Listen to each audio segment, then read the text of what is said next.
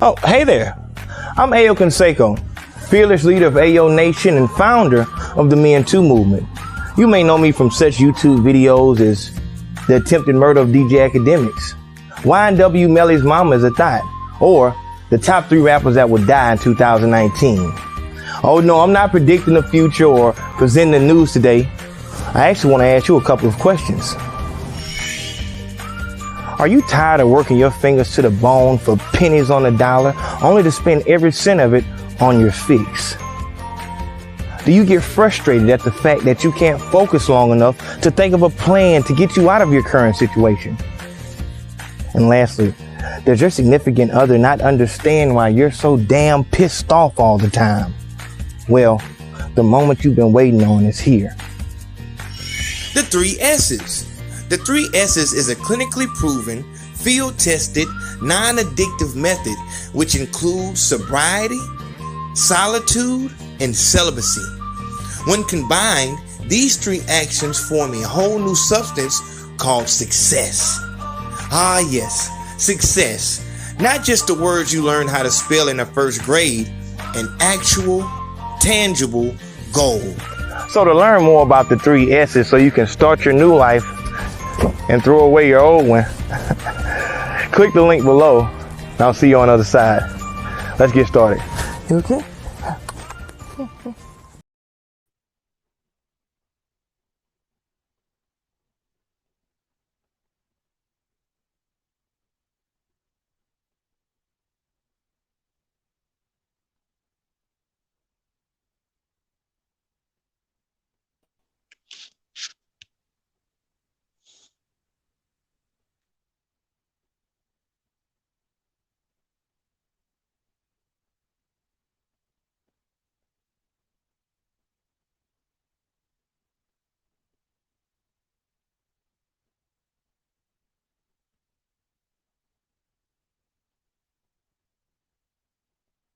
Saw it.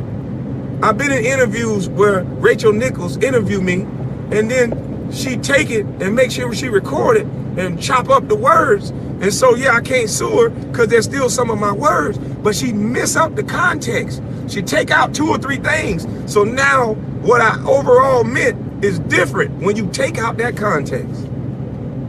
Y'all good at that. That's why you never heard me talk, ever. Name the time you heard me talk. Because I knew they was going to do this. See, you can't beat no Geechee nigga with mamas cooking with lies. The truth is right in front of your face. They just think y'all too stupid to go look at it. And y'all been proving them right. I ain't going to lie. Y'all been... Y'all gave me a platform. Thank you. Thank you, 2 dumb bitches. When all y'all had to do was apologize to a man. See, y'all think Stephen Jackson is a hell of a nigga, but Stephen Jackson proved my motherfucking point. He said my life was dirt, my life was over. And it's the same nigga out with his fist in the air talking about black pride, black unity. Now you think that coward bitch would talk to a retired white man like that? Derrick Rose dropped 50 points. Highlight, the man battled through adversity, battled through the slums, battled through the hard streets of Chicago, battled through injuries, battle-tested warrior, young black lion, came back from a horrific knee injury, playing well later on in his career. What did Rachel Nicholson bring up that had nothing to do with that young man's success? Still think I'm lying?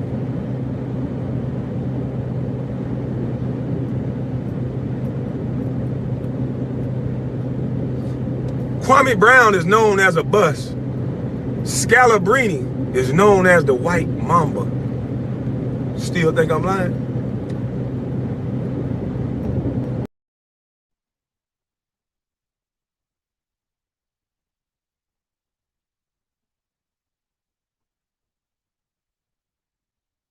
Peanut Gallery. LeVar Ball.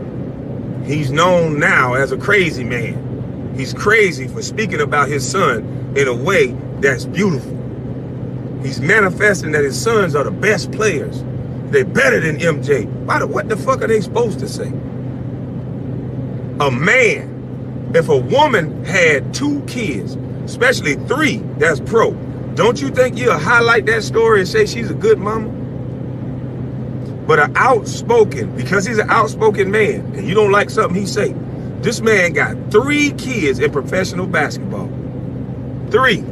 He don't get no highlight. You don't say he a great guy. You say he crazy. But then somehow Kwame wrong. Y'all want to make this about me. I got example after example.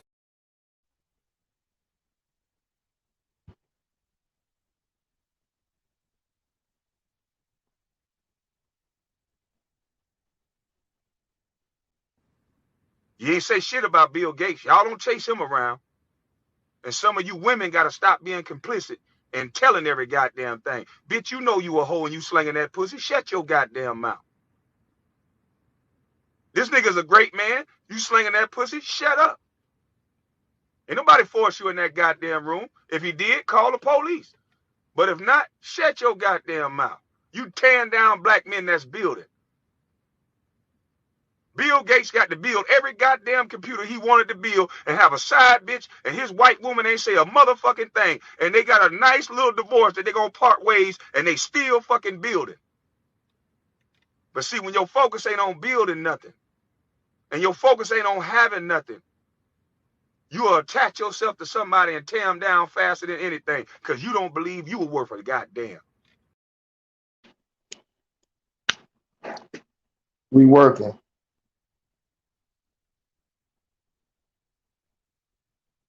Let's do it.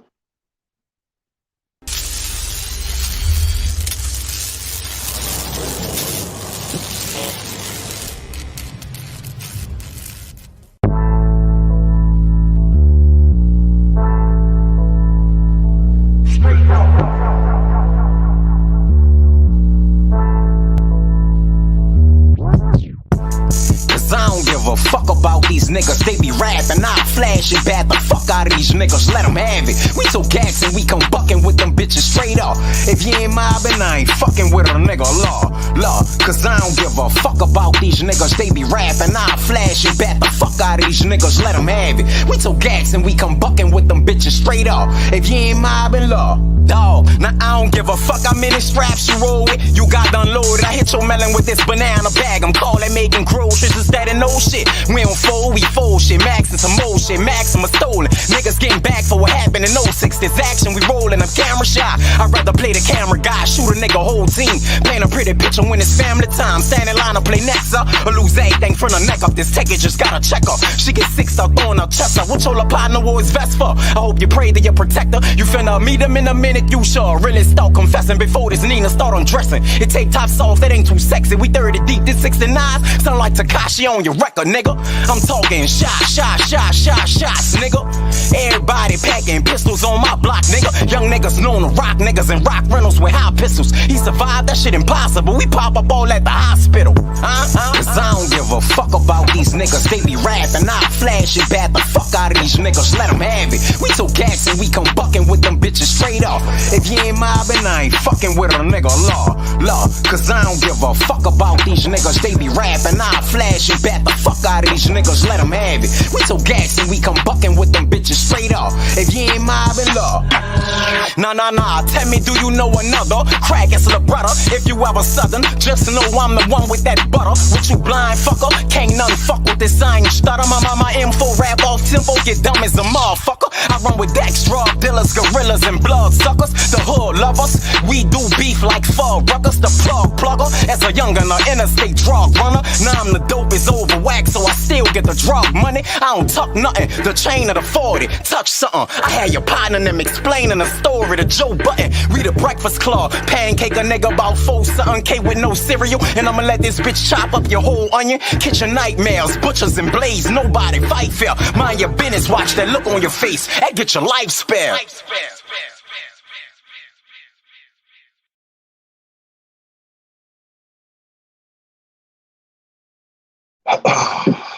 Let's do the work, man. The Big Face Podcast is brought to you by my olive leaf. Olive leaf extract is good for naturally lowering your blood pressure, regulating your diabetic blood sugar, lupus, fibroid, STDs, and a whole bunch of other shit that you're gonna need in the bedroom, big home.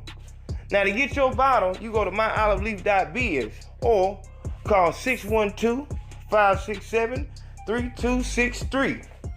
Get your shit together, big home. All right, how we sounding, man? How we sounding? And of course, this bitch, it ain't gonna freeze up until you need it. It's not gonna freeze up until you need it. Of course, YouTube ain't responding. How we sounding, man? Let me see how we looking right here. TV look kind of high. It look kind of high.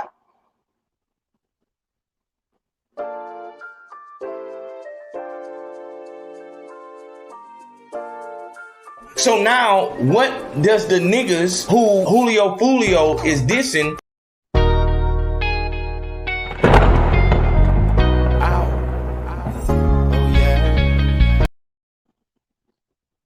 Hold on, let me see where it's at.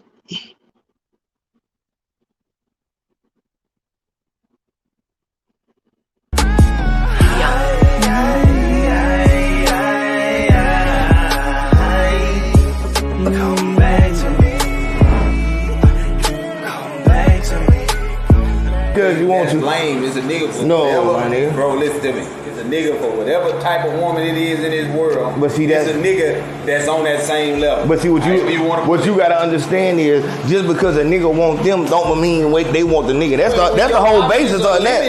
Yeah. Why would you want more? Man. You a dime. Mm-hmm. You got your pick. You not necessarily you got your pick, but you got a vast majority. You got your compared to the 5. Yeah. The big girl can get a nigga because she's nice and she pay the bills. Yeah, all that shit. Okay. And then the slim one get one because she pretty and got the nigga. You know how it go. But every level you go up, they feel like they entitled. Not to say they worth or they deserve. They feel entitled. The better a bitch is, the more entitled she feels. Yeah, that's right.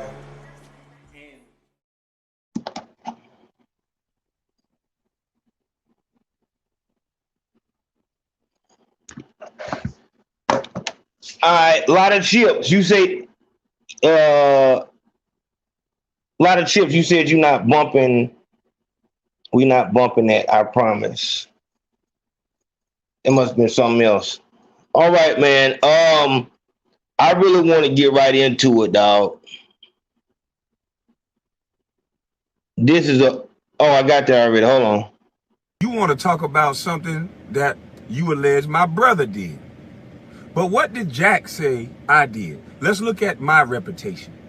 Jack said that I roll around with the police. Did he not say that, sir?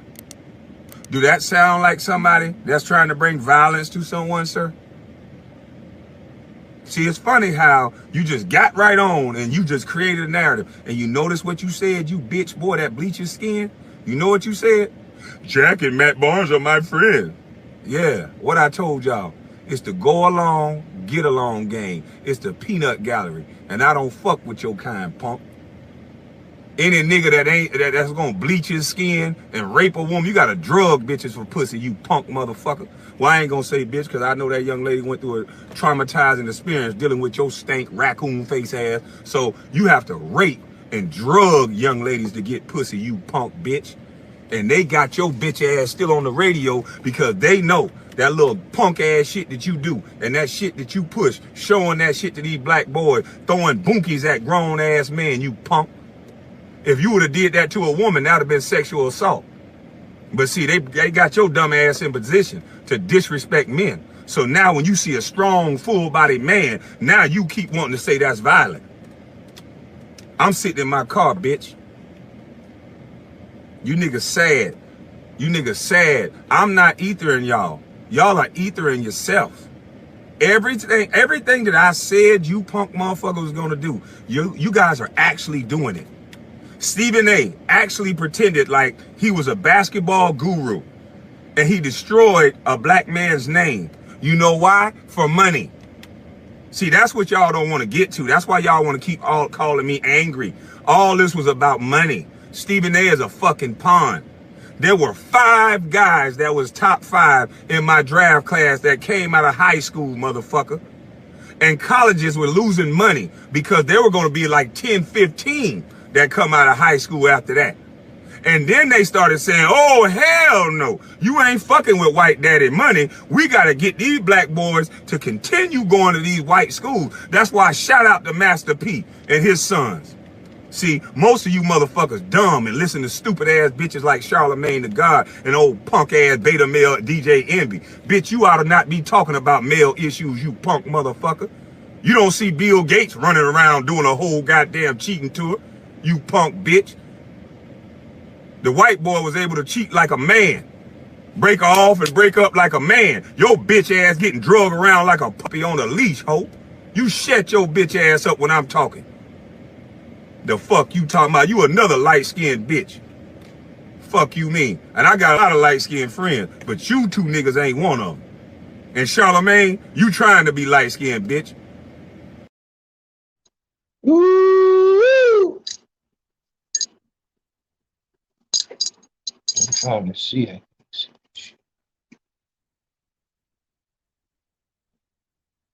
Can't see that shit.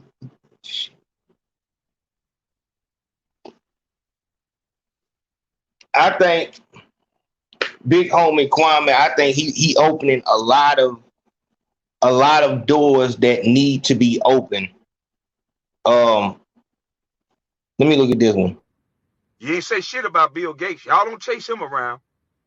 And some of you women got to stop being complicit and telling every goddamn thing. Bitch, you know you a hoe and you slinging that pussy. Shut your goddamn mouth.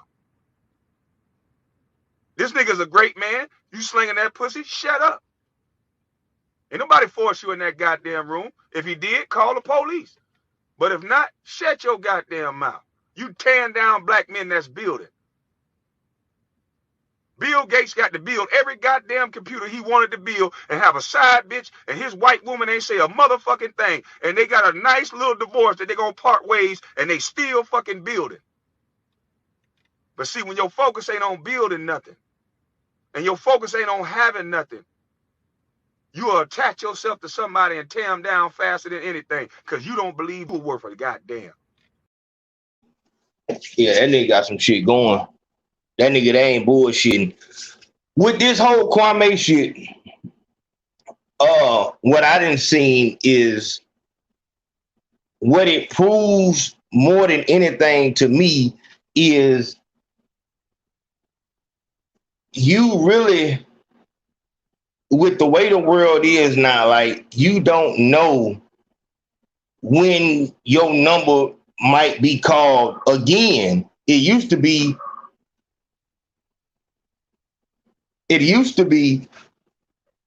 once you had your shot at fame, that shit was over with.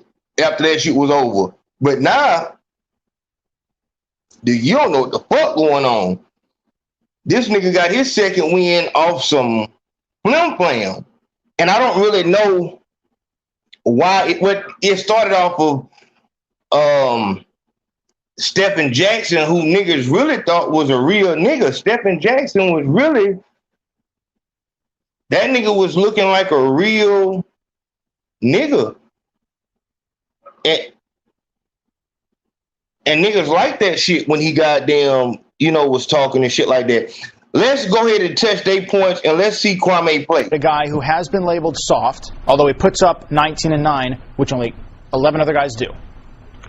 Is that a trick question? You tell me. They gave up Kwame Brown. Who first cares? rounders. I could care less. Tied into his salary for 4 years. First of all, understand something. When you're giving up first round picks, if you are a quality team in playoff contention, it really doesn't mean that much. That's number one. Number two, and more importantly, Kwame Brown is gone. The city of Angels, Hollywood, just should be celebrated. Throw a parade already, whether you win a championship or not. This man was a bona fide scrub. He can't play. No disrespect whatsoever, but I'm sorry to tell everybody the truth. The man cannot play the game of basketball. He has small hands. He can't catch the ball. He's got bad feet. He can't really move, even though he's mobile. Doesn't really know what he's doing. Doesn't have a post move that he puts to memory that he can do 2 times in a row. He has no game whatsoever. Plays no defense. Doesn't have the heart, the passion, or anything that comes with it. And you're asking me whether they gave up too much? Please.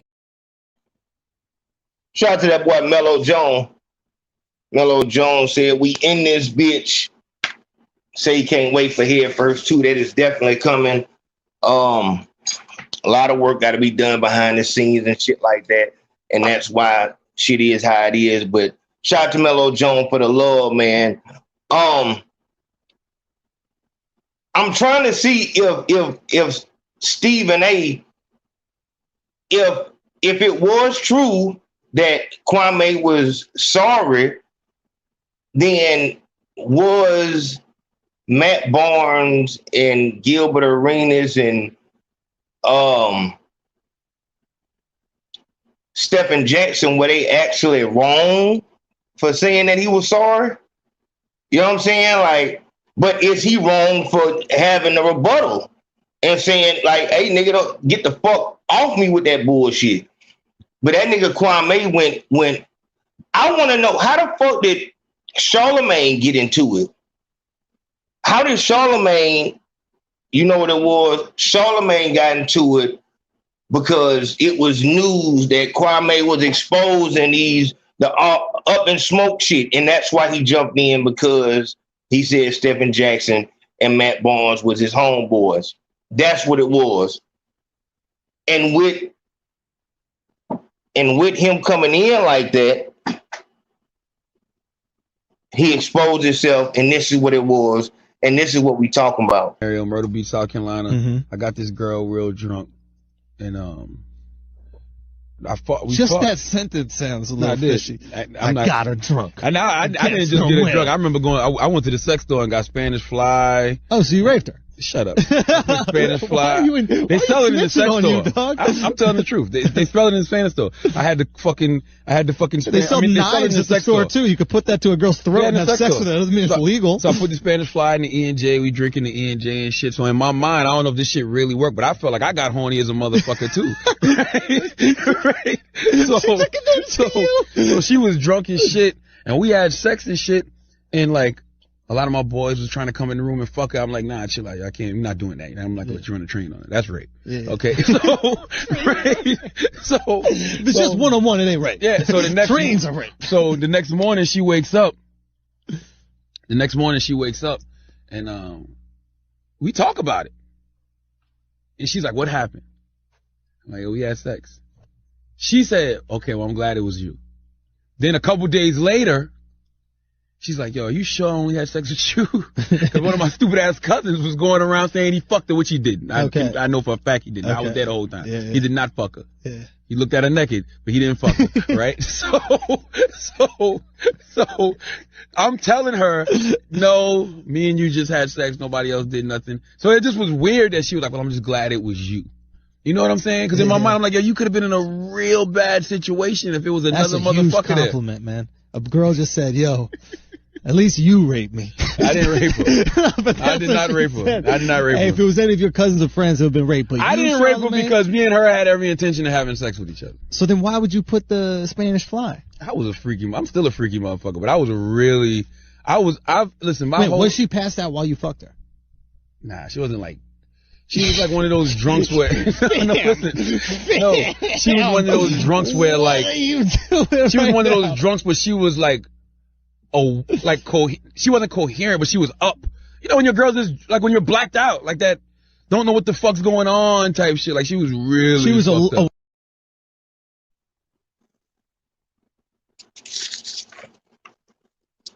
I don't know how else you can explain that. And that's really what I want to get on. That's really all it is. Like, shout out to Kwame Brown. He's showing that you never know when, you know what I'm saying, when you might get a second chance at fame and shit like that. What I hope that Kwame doesn't do is continue to talk. If he continues to talk, then you can really, because as soon as Kwame says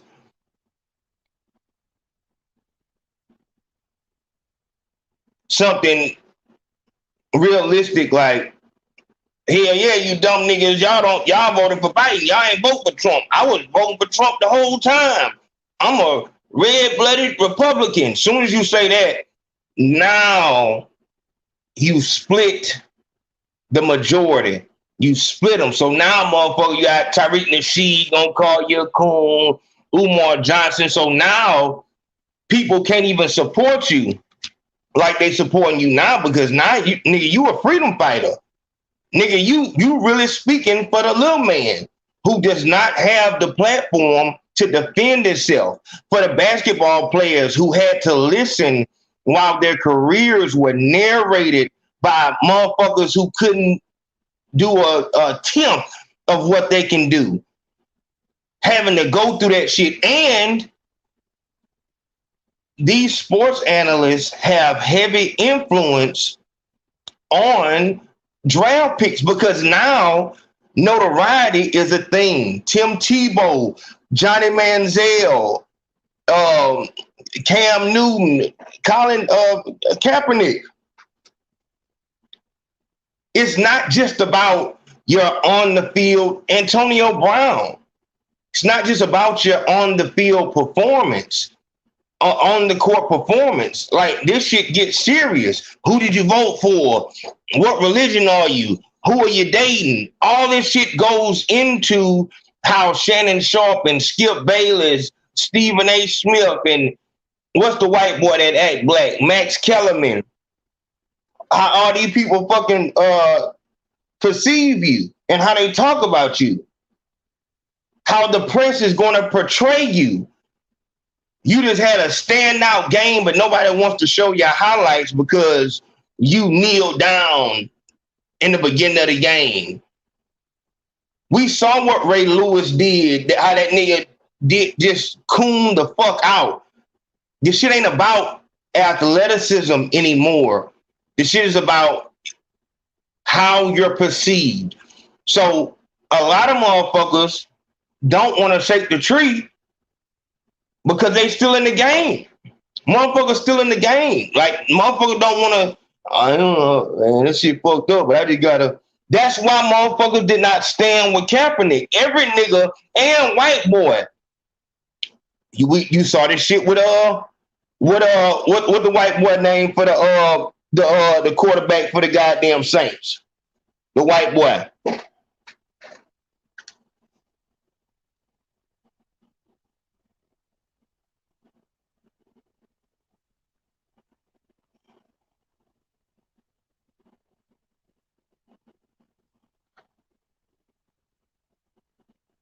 Don't know why.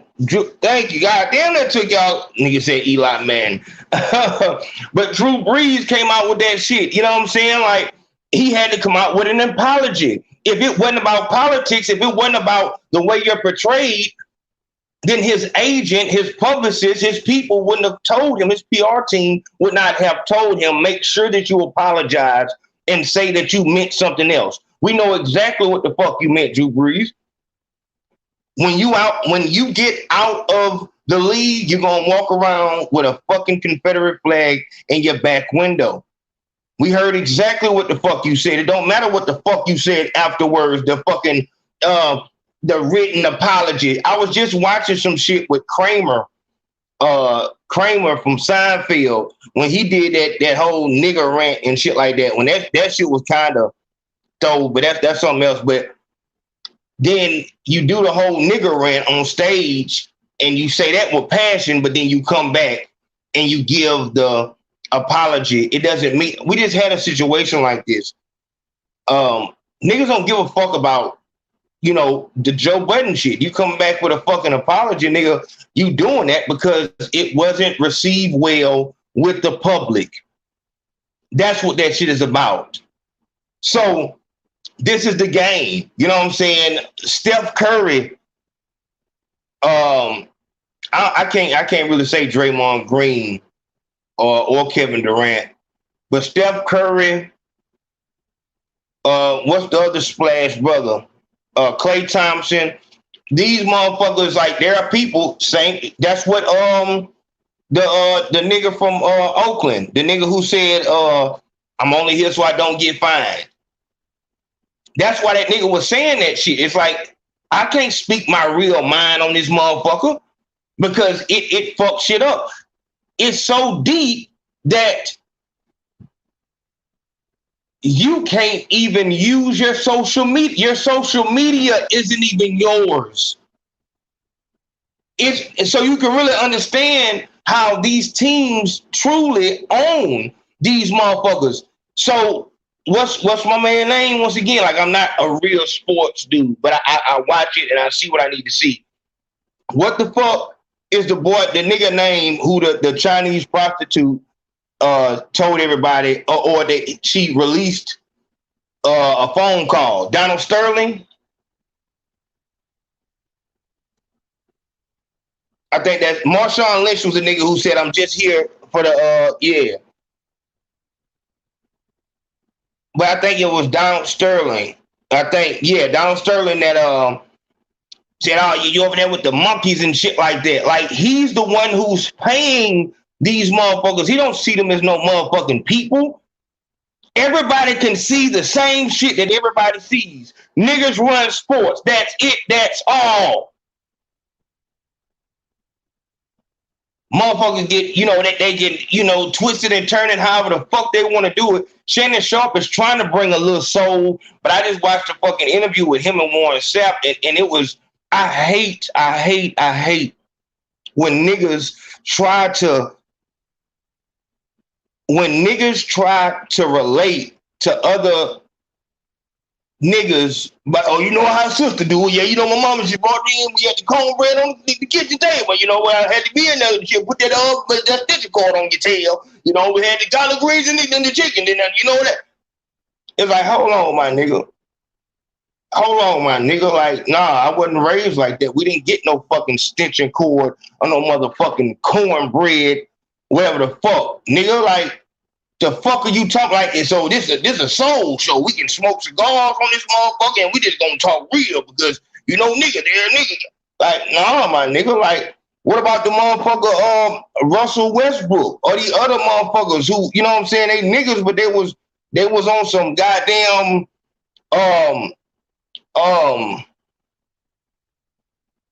I get lost a lot when we talk about sport. What was the movie? Blindside. On some Blindside shit, where the goddamn white family took them in and shit like that. Like, I just don't like that shit. Goddamn, your sister, she came down with the hair and the jelly. It's like, what the fuck? Like, this, like, did they tell you to do that? Like, make sure that you relate with them and talk about stereotypical black shit. Cause every black person is raised by their grandma and they didn't have their daddy, but they were strong and pee-wee football and football or the football was the only chance they had, or they were gonna go into the street and be gangsters. If the black man don't play sports or don't do no music or something like that, he can't do nothing else. All we can do is entertain. So I wanted to make sure I entertained on that field, on that court. I don't like that shit. Ask the man about the goddamn game, you know what I'm saying, and try to see who he is and see if he relates with that. But when you do that fucking, goddamn it, the motherfucking, you got to get the cornbread and the collard greens. And when you do that, it makes me feel like why this network is paying you. Like, you're not fooling me by putting a little bit more black paint on the token nigga. Like, no, I can still see the token nigga. I feel like if they put another nigga on the show, Shannon Sharp will be doing some shit like behind the scene trying to get them fucked over so they wouldn't, because he know his spot. I'm the nigga. Anything about black people, you come to me. And I could be totally wrong, but it's like, my nigga, stop with this, it's so real. And come on, my nigga, that shit ain't what that is. But like I said, I feel like Kwame has exposed so much just by hearing him talk. I'm seeing a lot of shit like that you may have thought was going on, but now it's been confirmed that this is exactly what's happening. Like, you analysts, if a team was smart, they would be putting money in analysts' pockets to get their fans, you know, riled up and shit like that. It's like it's a real fucking market. And like, if nobody want to fucking upset Stephen A. Smith, because you upset Stephen A. Smith, he can fuck up your whole reputation because he got tenure at ESPN. You see what they just did to Paul Pierce? That was a big one. When that nigga came out and said that shit about niggas can't even have hoes on their live and shit like that, like, y'all niggas ain't free. You know what I'm saying? Like, you not free. You under they're your overseers. Like, everything that you do in life, it's not just go to work for your 8 hours, come on home and crack your beer, go to the strip club, do what you want. No, you represent us at all times. At all times you represent us. So you can't do what might be culturally cool for you. You need to do what we deem as okay. And we see that. And he's confirmed it. But through all that shit, I wanted to talk about this Charlemagne shit, because this shit was real heavy. Shout out to that boy Mello Jones, come back again. He said, these big time athletes don't want to shake the tree because they got to keep paying for hoes. They know without paper, they'll be just another nigga. Is it best to be on Massa's side or on Massa's path? Very good point, Mello. Very good point. I feel like, as far as, you know, the athletes, you're right. I see exactly what you're saying. Like, so if they didn't have their money, if I don't got this money, this shit is over for me. Like, I talked to a lot of people who were good at sports, you know, during high school, maybe even got a scholarship and went to college.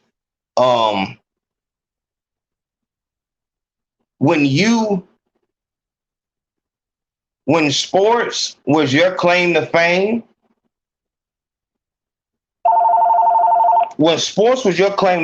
you can't really,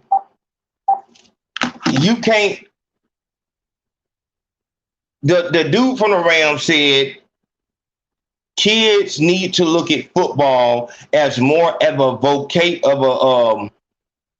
a vocation or a trade or something like that. A trade, or it's not a career. On average, motherfuckers have 4 years in the league. 4 years. So you go to college, you get out of college at, 22 or some shit like that. Go to high school, go to college, 22 years old, you come into the league, and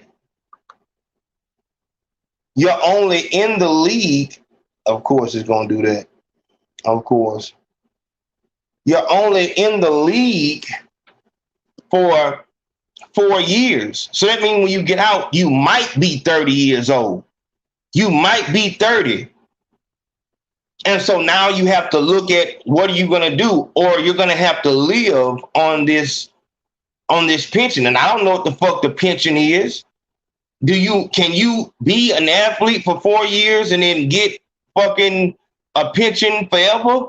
You know what I'm saying? Like, is that how it works? I don't know how that shit works, but a lot of niggas don't even make it to that point to even get on the bench of the NFL, the NBA. You know what I'm saying? So it's like, if you have to come back home and work a regular job, that shit is so fucking, it's humbling, but it's embarrassing. Because if you were somebody, like, nigga don't want to come back and look like why the fuck is you out here cutting grass? Nigga, didn't you go? Everybody was on, because everybody else, the way they know you is you being the star at school, you being the star around the town. Everybody used to give you shit free and all this and all that. You was a big deal. And now you out here doing the same thing as everybody else. So now everybody, what happened? What happened? What went wrong? And that shit can get extremely, it's already humiliating, but it can just get old. So it's like, man, fuck this shit. So the first thing that a nigga start thinking when he come back home from college and that shit ain't work out is I need to sell dope. Because that's the only way that I can keep up the image that I have. And that's how you get a lot of fucking D1 talent in prison. Not only because they felt like that was the only way that they can, you know, keep the shine, but they weren't raised in that.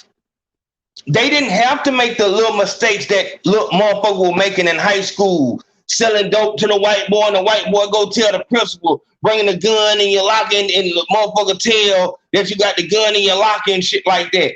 You didn't go through none of that.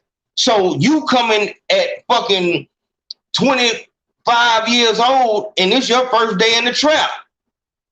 But you feel like it's open arms because everybody fuck with me and shit like that, but you don't understand. See, you've always only known love.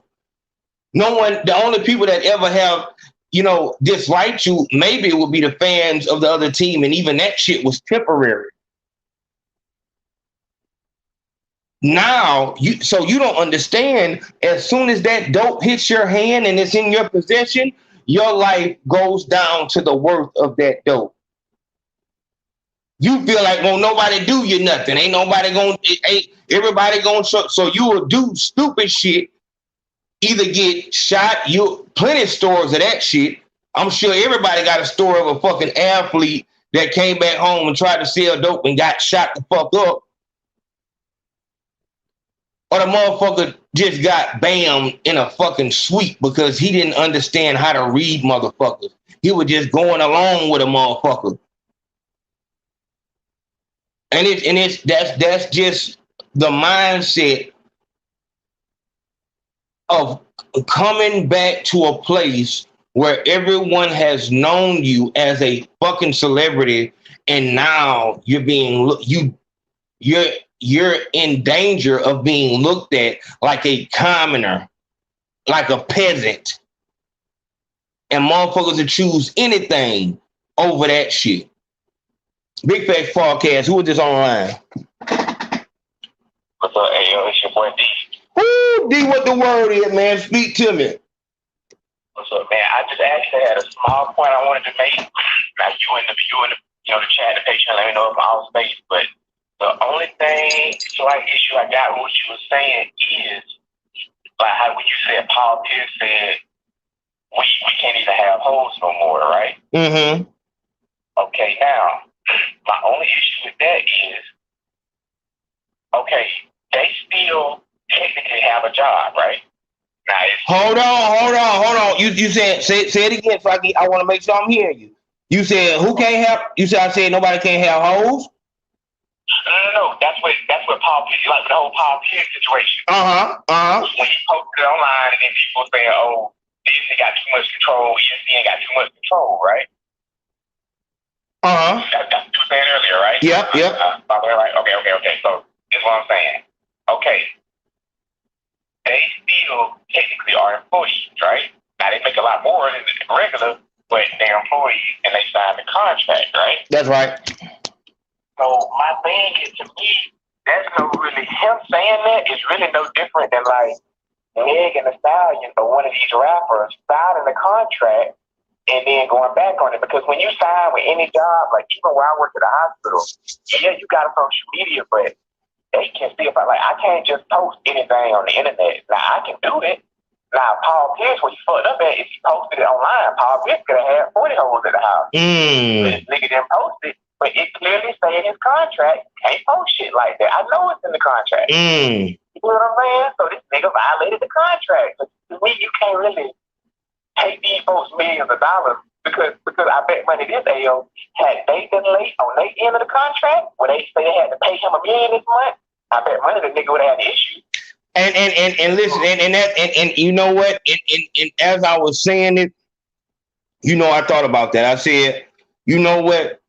When you sign this contract, this big contract for this team, that is in the contract. It says that you cannot do anything that is going to make us look bad.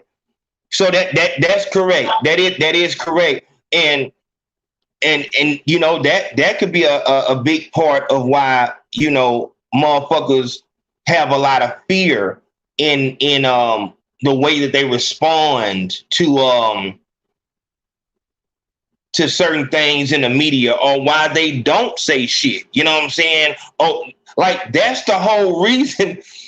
That's the whole reason motherfuckers had to go to posting a black square on their social media, because that way I won't get fucked up at my job. That way the people at my job won't look at me fucked up and shit like that. I can just say, you know, a black square, and that means, it doesn't mean black power or nothing like that. It just means, you know, we gotta stop the killing out here. That's all it means.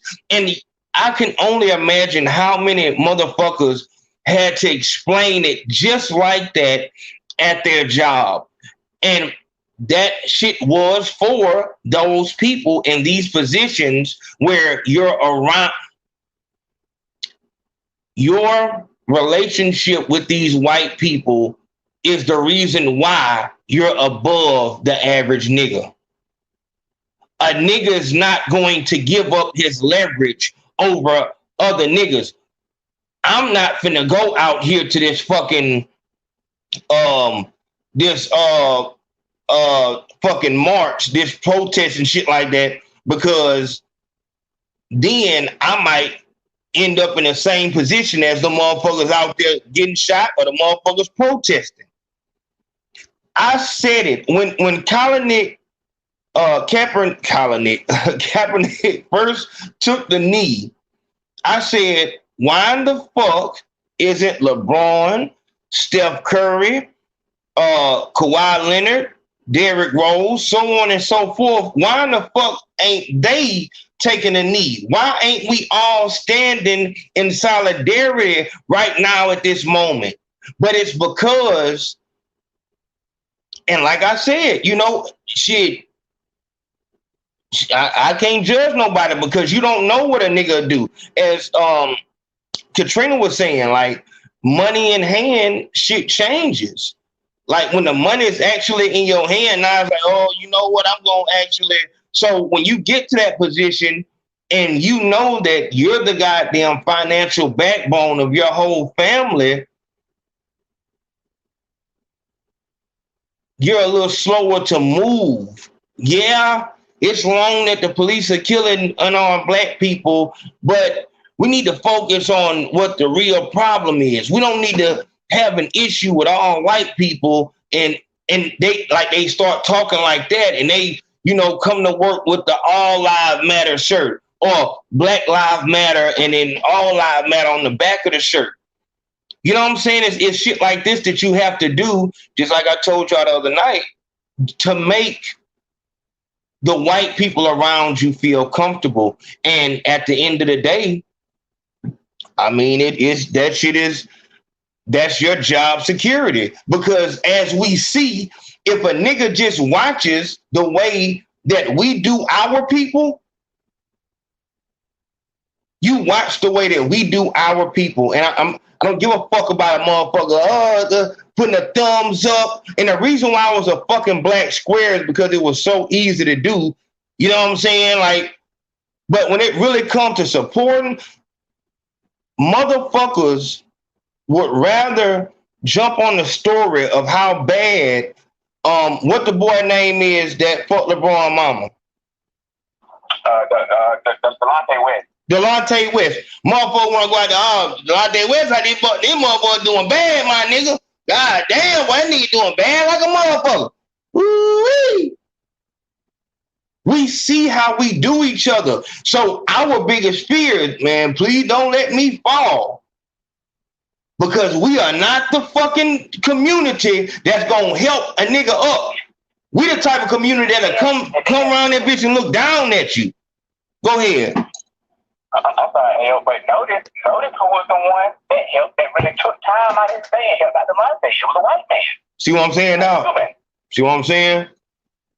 So it wasn't Steph Curry and see? Russell Westbrook and all them. It was Mark Cuban. Nigga got more money than all them niggas put together. Hold on, let me say this. Let me say this. Now, that's not to say that niggas might not have went over there and tried to fuck with Delonte maybe in the earlier stages when he first started to fall off, and then he got too far away. So I don't want to, put that. But I'm just saying I'm just talking about more than anything. I'm just saying, just look at how our blogs and how we talk about each other. Like, we really be on that. I'm waiting for this. I'm secretly waiting for this motherfucker to fall so I can talk about him. This motherfucker that fell off. You hear in our raps all the time. I don't want no old rapper, just all the female rappers saying they don't want no old broke nigga. I don't want no nigga who used to have it. The nigga rappers are saying, nigga, you been fell off, nigga, you a has been. This is how we do our people that fall. So I can't get on this motherfucker and say, my nigga, you supposed to be all about black power no matter what, nigga. Hell no. Because the motherfuckers who out there saying black lives, hands up, don't shoot, will be the same motherfucker going down to the courthouse Monday morning, putting them goddamn folks on the nigga ass because he didn't come home, because he didn't text back, whatever the fuck the reason is. We have some real deep-seated issues within ourselves, and that's why I say this Kwame Brown situation is so much bigger than just, what we're seeing and shit like that. Like, he's really uncovering our shame. Like, he broke it down like y'all really laughed and talked and made a mockery of a 18-year-old boy. I'm a man now. And that shit just resonated with me so much. It resonated with me so much for him to say, y'all tormented a fucking boy out of high school. You know what I'm saying? Like, not to say that this world is going to be, touchy-feely, but it just uncovered the fact that we look at these fucking people on the court as if they just people on the court. We do not look at people that we see on TV or on the internet as real people. We see them as fucking just figures or whatever the fuck. So a lot of times we talk as if like that shit, they don't have no fucking feelings.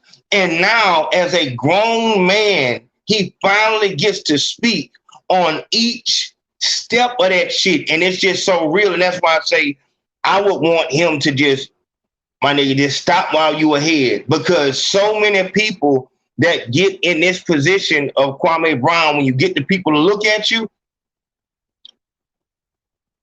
especially with older niggas who are not just really internet savvy, you start getting motherfuckers looking at you and shit like that. You start liking their attention, and now you didn't fucked everything up. You didn't fucked everything up because this business is just full of vultures. Let's go back and hold on before we get any further. Shout out to that boy Jazz Jackson. Jazz Jackson says all the money athletes and entertainers get is hush money. Shout out to that boy. Raw Beats had to come through heavy, said, talk your shit, my nigga. We gonna do that. Dre came through and said he played 13 years and made $64 million. God damn. I never knew who the fuck this dude was. I thought when they said Kwame, I thought they were talking about a mayor or something. Wasn't it a mayor by the name of Kwame and he got arrested or something? D. Oh, you talking to me? I don't know about that. Okay. Yeah. You know, Young Grump came through crazy. Letting it be known. Y'all make sure y'all go to Young Grump YouTube channel. That nigga is talking heavy over there. And Katrina is supposed to put us on her new show on the Conversation with Me podcast, CWM podcast, on the Without Google show. Shout out to that boy, Richard Stewart, oh shit, actually on time. Much love. My nigga, you know. Yeah, I'm on time tonight, my nigga. Showboat came through. I got a question for you. Okay, hold on. Showboat said, come through the door showing love. I already know. Appreciate that, Showboat. That love, my nigga. Man, we wouldn't even be doing this show, man, if it wasn't for Gorilla Kid 78. Salute, Big Home. You know what we doing, man.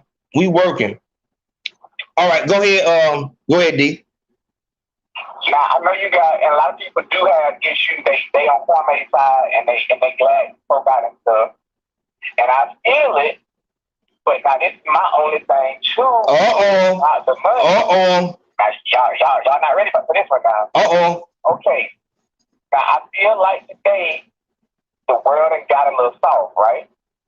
But we know growing up as kids, a little bit of clowning is going to happen, and sometimes it's necessary. Like that's right. You trash. Like if you come to school with some damn unironed, tee on, dirty shoes, you're gonna get clowned. But it teaches you, okay, you already know what come with that. Like, okay, you right. Just iron my shirt. You know what I'm saying? Like that. You right. That don't happen. Like niggas is gonna clown you. This nigga Kwame kind of sucks. This nigga was real life the #1 pick. They pay this nigga a lot of money, and this nigga was real deal trash. And so my thing is, if you're a professional athlete, it's just like me. I was about to call you Stephen A. Damn it.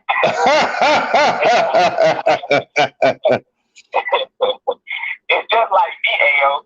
If I go to work, AO, and I'm fucking up putting these things on life support, I start killing them. My coworkers gonna start talking about me. Yeah. So that's what it is. You know what I'm saying? You real deal fucking up. Like it is what it is. Like you get mad about shit. But niggas, and it's just gonna be worse because you on the national stage. But that's what you wanted your whole life. So I feel like as entertainers, as people making a lot of money, sports people, things like that, you can't have it both ways. You can't dream for the fame, want the money, but you know that what comes with that is if you start fucking up, you in the eye. So to me, you can't have the public eye both ways. It don't work like life. I'm hearing exactly what you're saying. You're saying like you can't want to be praised when you do good, but not want to be talked about if you don't do bad. So I'm gonna say this. Exactly. More important than what they said, because I really can't. That's why I showed the clip. I can't really say nothing about his game and shit like that, because what's more to me important is what he's uncovering as far as look at the things that I saw and like, the way that once, and here it is, once you're looked at like a bust, once you're looked at like you sorry, and everybody knows that A.O. Consaco is sorry. Now the word just goes along, and now they motherfuckers come out this bitch with signs and all kind of shit. To where if you have a good game, motherfuckers don't even interview you. They don't even want to talk about your good game. They don't even because it's going along with a narrative, and that's what I'm talking about. Kwame Brown is a microcosm of a far bigger system. Hold on, D. Of a far bigger system where we're seeing that more important than your motherfucking game or, how many points you put up is the fucking narrative. Yo, hold on, Big Home. Yeah. What's more important than anything is the narrative that says, he's a fucking troublemaker. Chris Bosh is a funny person, and and LeBron James flops and Steph Curry makes threes. That's what they want, and it's wrestling. It's this is how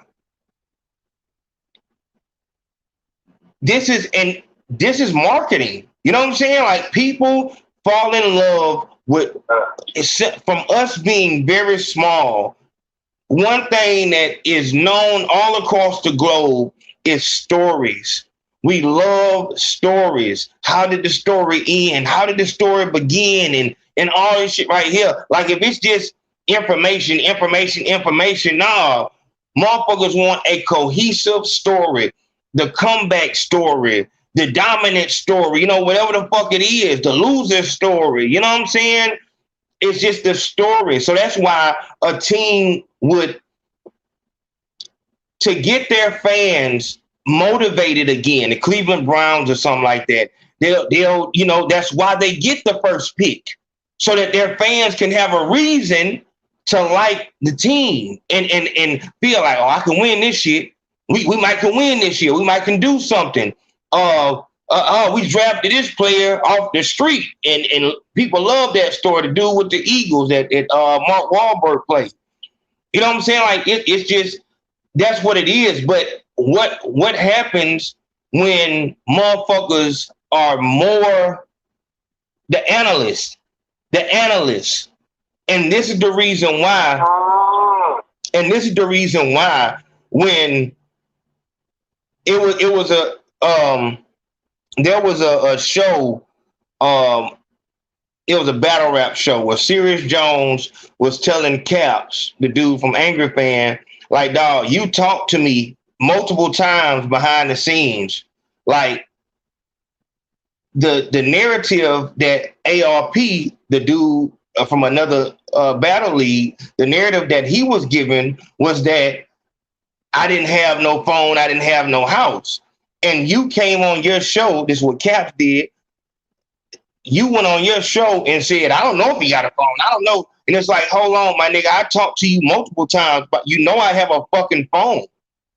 I have a fucking phone. Why in the fuck would you go on your show and say that you don't know? You were doing that because the narrative is that Serious Jones is homeless. He don't have and Rum Nitty he went to the next fucking round because of that bullshit ass narrative.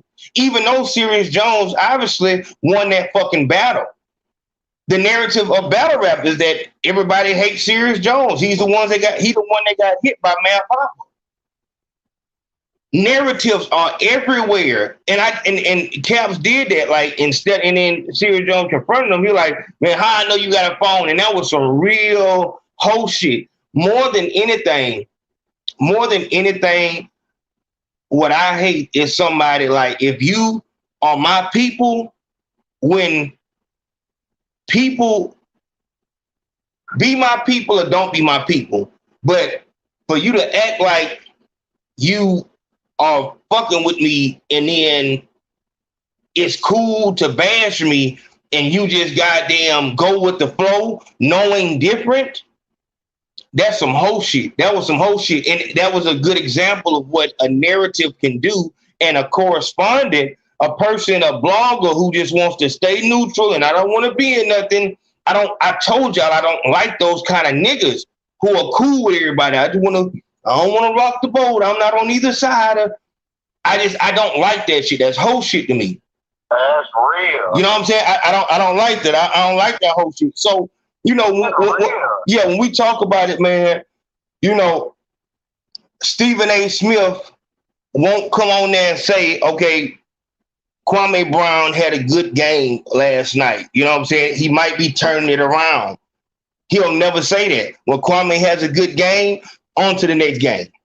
You watch it on ESPN all the time when they show the game.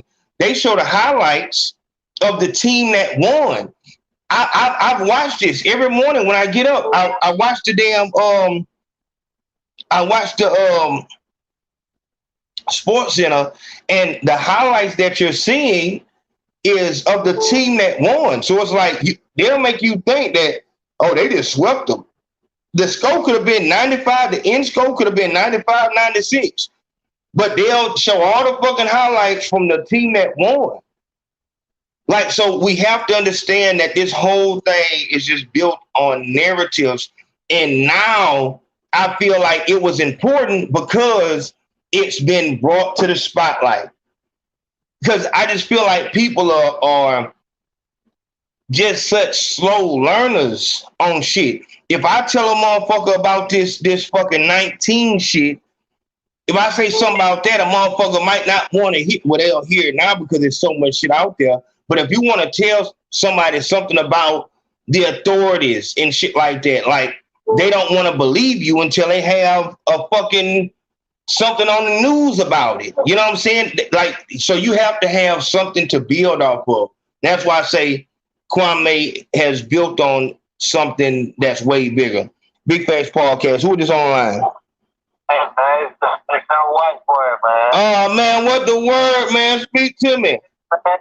Hey, dog, I ain't gonna lie. I'm working on my shit. Like, I gotta watch my cousin. I'm not trying to get you shadow ban, but I ain't gonna lie. Dog. No, we ain't worried about no shadow ban. I ain't gonna lie, dog. Like, I seen dude this morning was so funny, and I seen how he like grew overnight down there. And my whole thing is like, what are we like? I want him to just let people know, like, I'm still here. Like, it's right there, but like, what's really going on with, because something's up.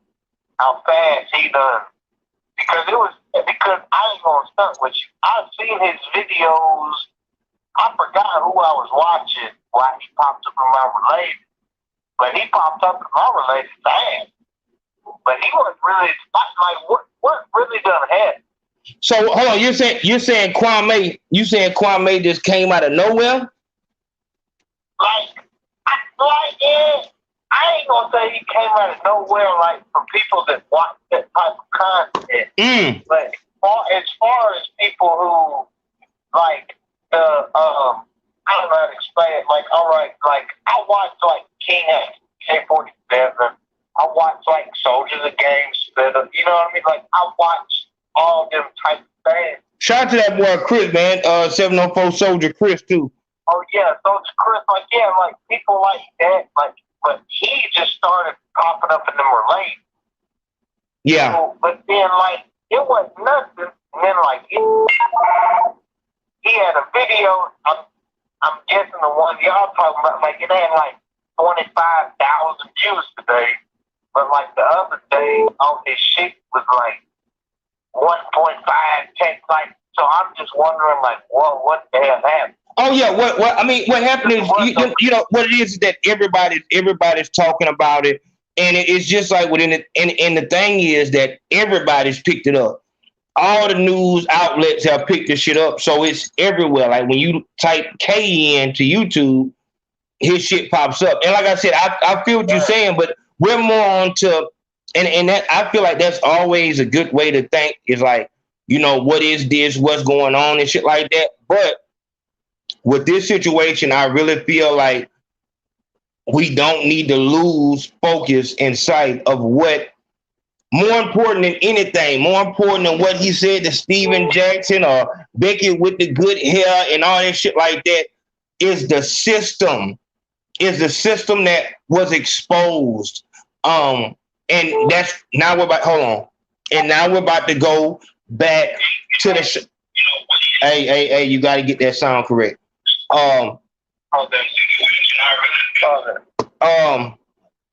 We got to go back to the Charlemagne situation because this is the whole point of it.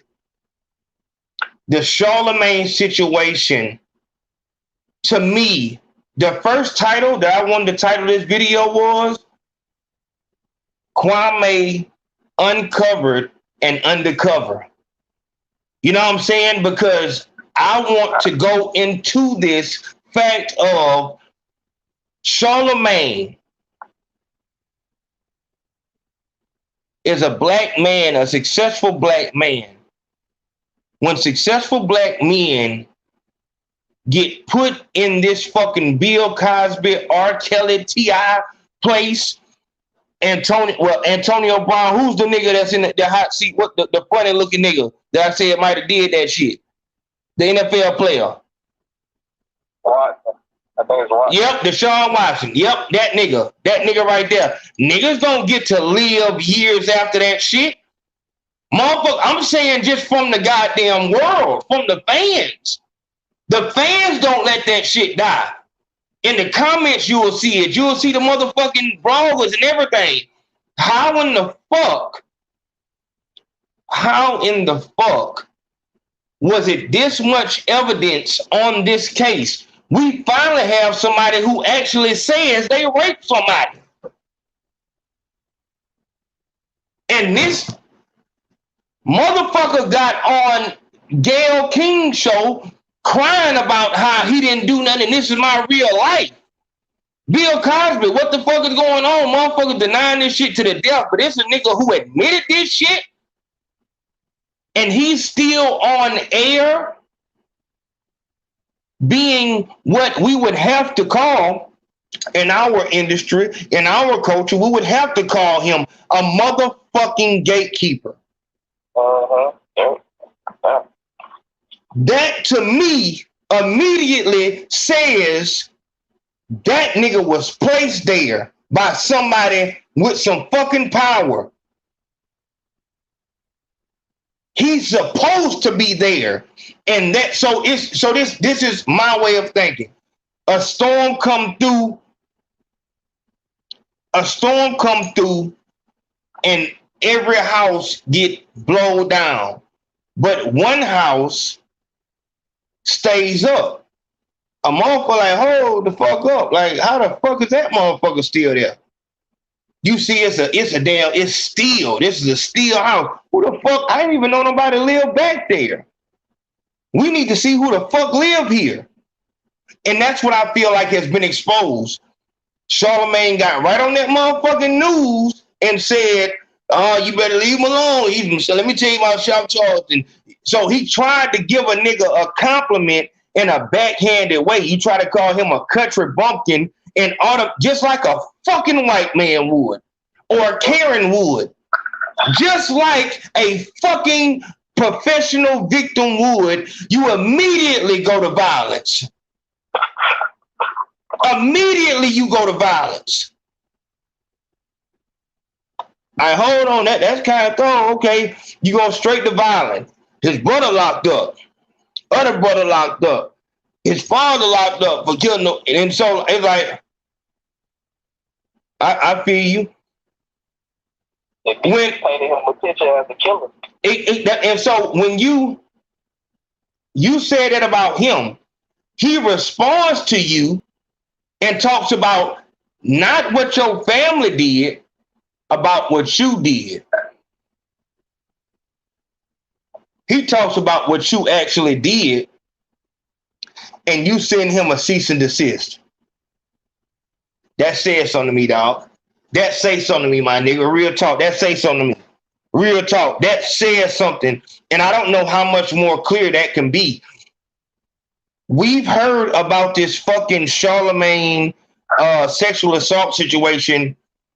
It's popped up here and there throughout the years, but never nothing to come of it. Fuck so fuck the legal side of it. Fuck the legal side. What about the motherfucking outraged public? It was a whole outraged public for this one and that one, and everybody started jumping. We see with T.I., you got motherfuckers jumping on this bitch day by day. If you ever seen World War Z, it's like motherfuckers is trying to jump over a motherfucking tall wall. These motherfuckers just climb on top of each other. But with this Charlemagne shit, that shit come up and go away. That makes me look at his position and say, how important is this position?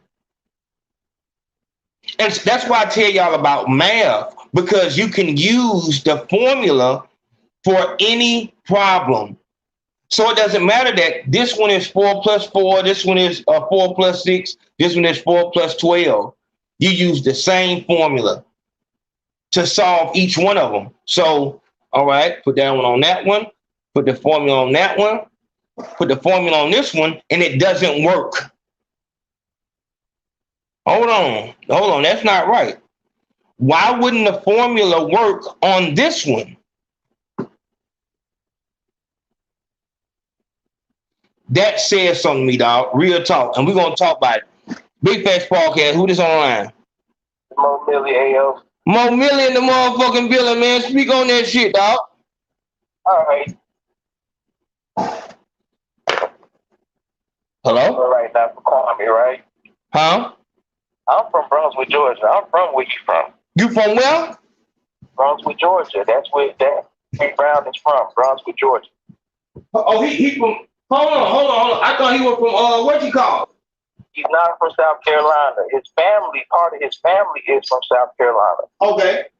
But he is from Brunswick, Georgia. He was raised in Brunswick, Georgia, in Dixville, south side of Brunswick, Georgia. Okay. I'm from Brunswick, Georgia. I grew up with his brothers and everything. They're good people. But here's the thing. This is what's going on. And this is why he is going on this big rant how he is. First and foremost, I mean, I'm pretty sure everybody been paying attention. It's because of what Steven Jackson and the other guy said. So, boom. What he is stressing about, he not worrying about all the other stuff, which is what he's saying on each live. All he's worried about is nobody covering the talking point. He said multiple things about how the media, ESPN, different sports reporters always demonize man. That's his main thing.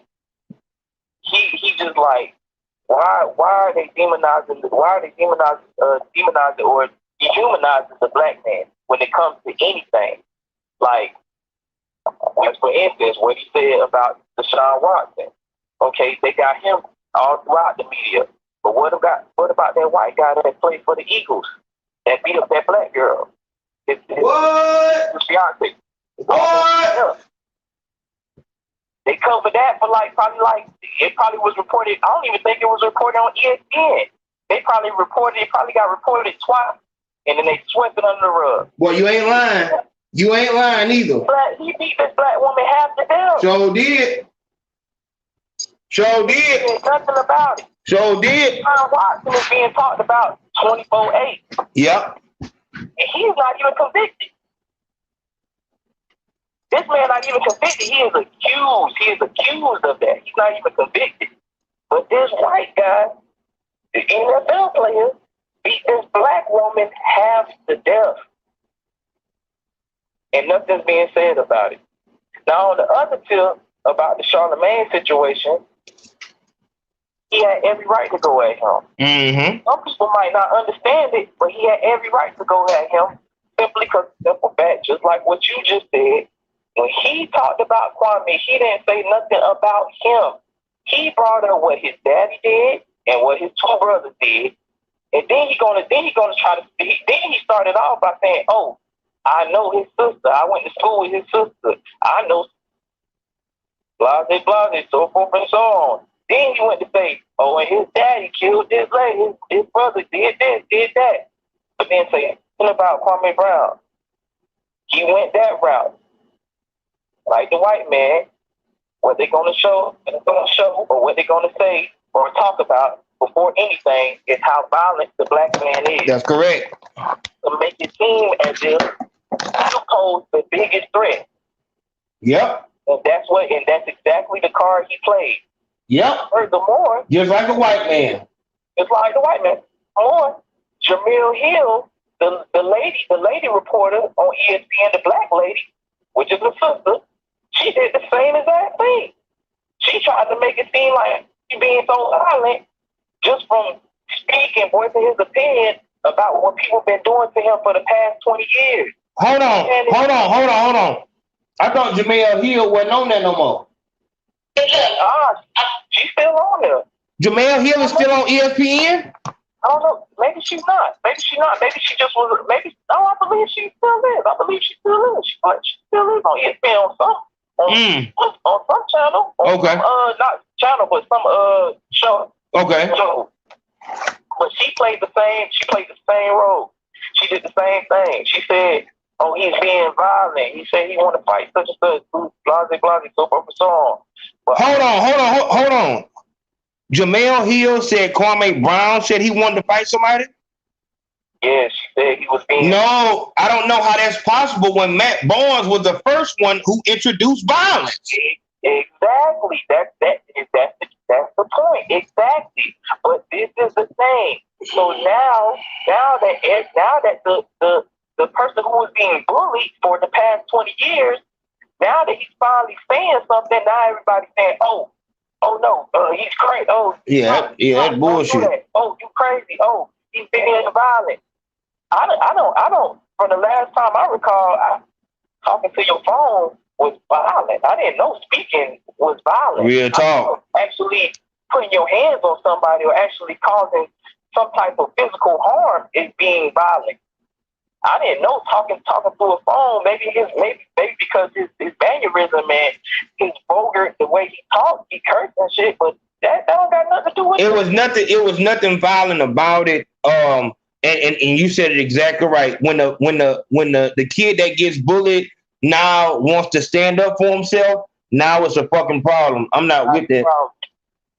Not the problem. This man been getting talked about by Kobe, Jordan.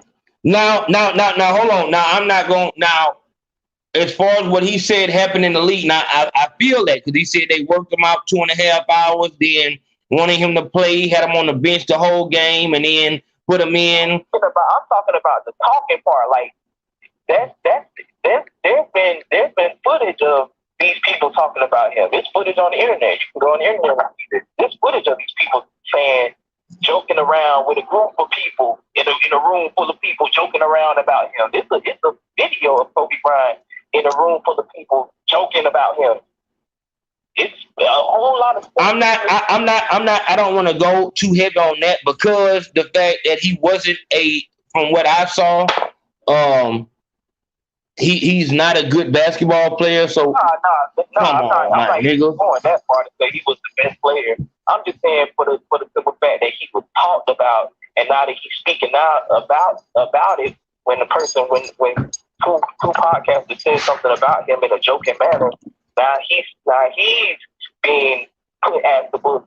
He's being said, "Oh, you need to be quiet," or "Why don't he just shut up?" or "Oh no, we're sorry."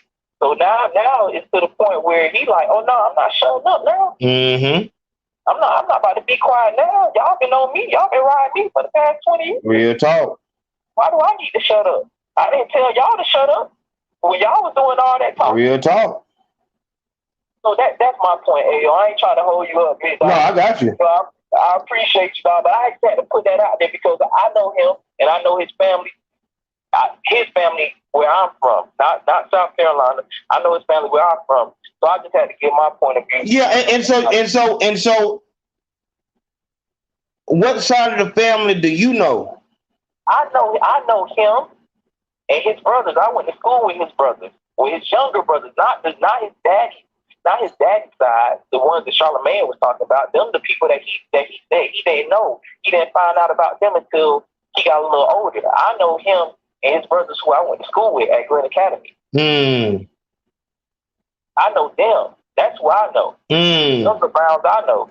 You know what I'm saying? So it's just like that right there, like what Charlemagne did, that right there, that's what I think that's what really like intensified what was going on, because that just was that was out of pocket, man. He had to do all that. No. What it was is he did exactly what he was taught to do. And that's the fact. Yeah, that shows exactly who raised him and who taught him. And like I said, I want to know who. It's the engine behind that, though. It's the engine behind most definitely. That's what I'm saying. It has to be something.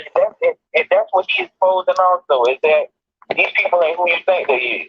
Not because that to me that's what the fuck is this shit talking about? That's cliche.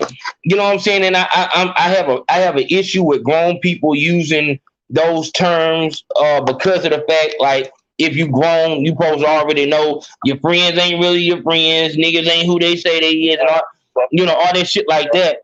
I feel like more than anything, the way that the system is being exposed, that there is actually, we finally, it's just like, you know, getting some real confirmation on that 19 shit. You know, we see so much shit with this 19 shit, with these fucking reactions and the motherfucking, you know, the fat tongue and all this other shit. We see so much of that shit. We don't know what the fuck is real. But if we got some real, I see motherfuckers, you know, wherever they get the shot at, a magnet will stick to it and shit like that. But if it was something that we could really, really go in on, you know what I'm saying, that would be good. But on this right here, it really brought that shit back in front of our face. Like, hold on, my nigga. How in the fuck? He did actually do this. He really did actually call harm to a female. Exactly. Yeah, and it's like, how in the fuck, my nigga? How in the fuck? Hold on. How in the fuck are you still out? Like, how? Matter of fact, no. I'm not saying that. I don't want to say why you still out, because I can see legally why you're still out. But in Charlemagne's situation, it's the only situation I've seen where this nigga admitted to doing everything that they're accusing everybody of doing. The Bill Cosby shit, drugging bitches, the fucking them without their consent. He did all that, but nobody else came forward. With every other successful black man, there is a motherfucking line around the corner. This is the only motherfucker who admitted to doing it. He's the only person who admitted to doing this. So you saying that nigga just got Spanish fly, whatever the fuck that is? He got Spanish fly on that one night to do that shit that once. How the fuck did he know it was gonna work? Yeah, that's crazy. That's crazy. So hold on. So here it is. Here it is. This says to me that there is a system in place, and the system is what makes these cases stick. I need you to follow me. In every, before we even do that, because we finna go somewhere. Let's handle the business first. And let's go over here. If you ain't seen this this NAB compilation 4, the NAB compilation 4, you better go and look at that on the Patreon only. I want to see something. Hello. Who is? Nah, this Chris again. Nah, you're right. Everything you and what dude just said is correct.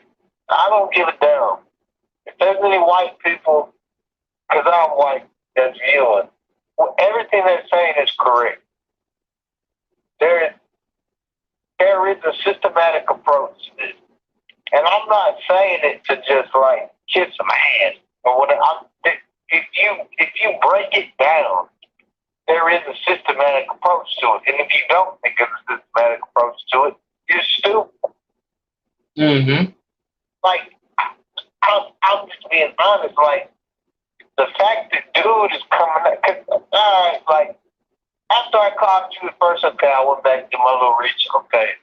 So now this dude is speaking out against it. Like, why do you think the dude is speaking out against, like, sexual? That's what I'm assuming he's doing. I'm not saying that's what he's doing, but if dude is coming out, like, speaking against stuff that happened in the past, how can you not say there's no systematic approach? Because he obviously knows, hey, you know, it's a good time for me to just, you know what I'm saying, do this, get my little hush money, Like, you know what I mean? Like, dog, if you from the South, like, all more white boys from the South, like me, like, really tune into this shit and speak out against this type of shit because hey, yo, and all y'all think this shit is correct. Like, what they speaking on, it ain't no conspiracy, dog. This shit is real. They're right. Like, now, I'm just being honest with you, dog. Like, I'm just being real. Like, how I'm seeing this shit play out is like, that's how I see it. Oh, I'm gonna wait 6 years, or however the fuck he waited. Hold on, Chris. Big Facts Podcast, who there? Hey, yo, what's up? This is Mo Facts. Let's do it. Hey, bro. Hold on. Check your motherfucking mouth, nigga. I may have said something wrong, and I'm sorry. I got to defame your character, so you say, motherfucker. I retract those statements, but here's the real statement. Motherfucker, you was accused of felonious engagement in penile vaginal intercourse with a 15-year-old child. Why were you there, sir? You at least was there, sir, right? Can I say that in front of your attorney? You were present, though, right? Because you put guilty to something. So what was your bitch ass around a 15-year-old child? Huh? You still think that mean you ain't sick in the mind, bitch? You still think that mean you ain't supposed to hit 5? Huh? Keep scrambling, bitch. But that ain't gonna work. Y'all better get this bitch ass nigga out of office. Yep. This out of that shit. This how they control you. This bitch ass nigga got the nerve to sit here, cease and desist after what the fuck you said about my daddy. Because I'm arguing with two emotional bitches. Real talk. The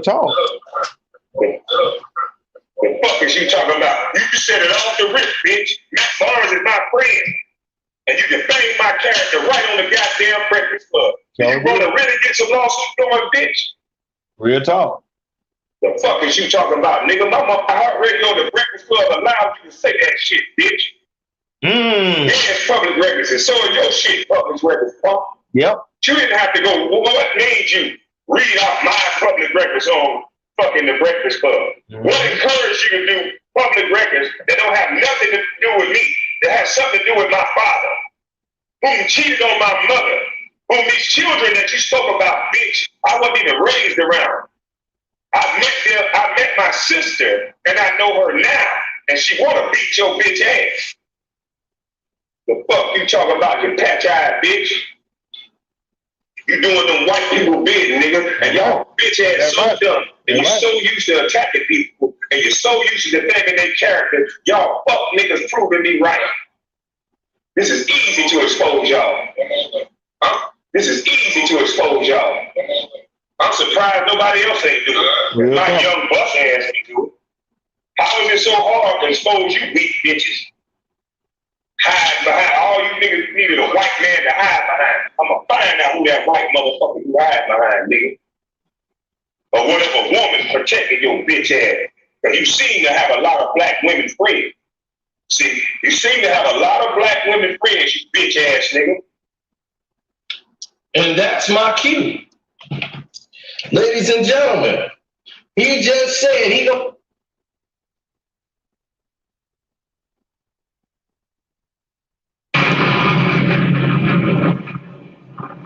I'm going to get back to that in a second, New York. What's going on? So, over the past week, or a couple of days, I should say, Kwame Brown, right? Shout out to that boy, goddamn, Tremaine Stewart. Tremaine Stewart said Jordan played a big part too. That go back to that golf course theory. I don't know how Jordan will be making all that money with them people without being on point with them. Trouble Soul came through heavy, showing that love, my nigga. That's real talk. All right, go ahead, caller. Hey, what's up? Hey, this Mo Facts. How you doing? Mo Facts in here. Let's go to work. Hey, look, all this stuff is about politics, bro. At the end of the day, if Charlemagne the God is not up there at Breakfast Club doing what he did in his last election, they don't win. And he has friends in high places, one being Kamala Harris. And that's what I think Kwame Brown was talking about. I got a lot of women friends. Because, you know what I'm saying? You got to look at it. Ed Buck, bunch of dead black men in his apartment. Nothing happened to him. Ooh, boy, you said something here. You see what I'm saying? Joe Biden accused of what Donald Trump was drugged over the coals for saying he did. He actually accused doing it by a woman, still the president. You see what I'm saying? Don't you see a trend here? Yep. You keep going down the line. You know what I'm saying? It's a bunch of them. At the end of the day, it's about politics, and they needed Stephen Jackson. He was on the Black Lives Matter tip. They needed Charlemagne the God. He was on saying those were supposed to be the voices of black men, and they kept them in power and they had them under check. You can't give somebody that kind of power without having a checks and balances. You see what I'm saying? You got to have some kind of dirt over everybody so they can say, I can pull the card on you at any time. You're going to get up here and say what I want you to say, or we will pull the card on you. And that's the best something has. When you got that kind of leverage on him, they can end Charlemagne the God's career at any moment. He knows that every day when he wakes up, he has an anvil hanging over his head, or a piano hanging over his head, and they can pull the switch at any time and get rid of him. That's why he does what he does. If you notice, Cardi B accused of raping men, allegedly trick rolling men. They use her as a political tool. Don't we see a pattern here? Real talk. Oh, both Democrat presidential candidates went and talked to her, Bernie Sanders and Joe Biden. How you gonna talk to a woman that's accused of the same thing Bill Cosby was locked up for? You see what I'm saying? All these people, if they got dirt on them and they treat them like deviants, they know they're deviants and they can control and manipulate them all the same. Understand where Charlemagne the God comes from. He comes from under Wendy Williams. Man, good point. Good point. Wendy Williams, see, that's the thing with these women like that or people like that in the media. It's all about the dirt that you have and the proof and the receipts you have. Wendy Williams, she goes get caught out here doing stuff, whatever. The press really don't get on her like that because she knows she got receipts on everybody. She the one that turned it up, you said, turn the tape up on R. Kelly, live on the radio, giving the blow by blow. You gotta realize who these people are. And that goes to show you information is way more powerful than money. Woo! Yeah. Woo! Well, you just said it. Hold on. Big Patch Podcast, who this?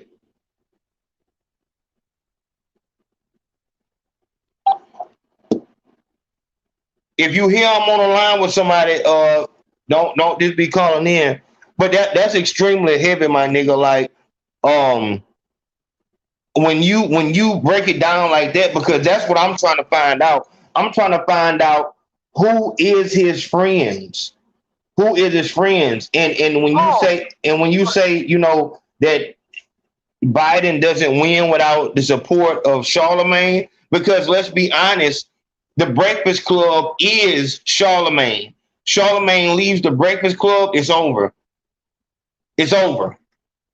And they had one that, if you think about it, they tried to give us Kamala through him, but nobody likes her.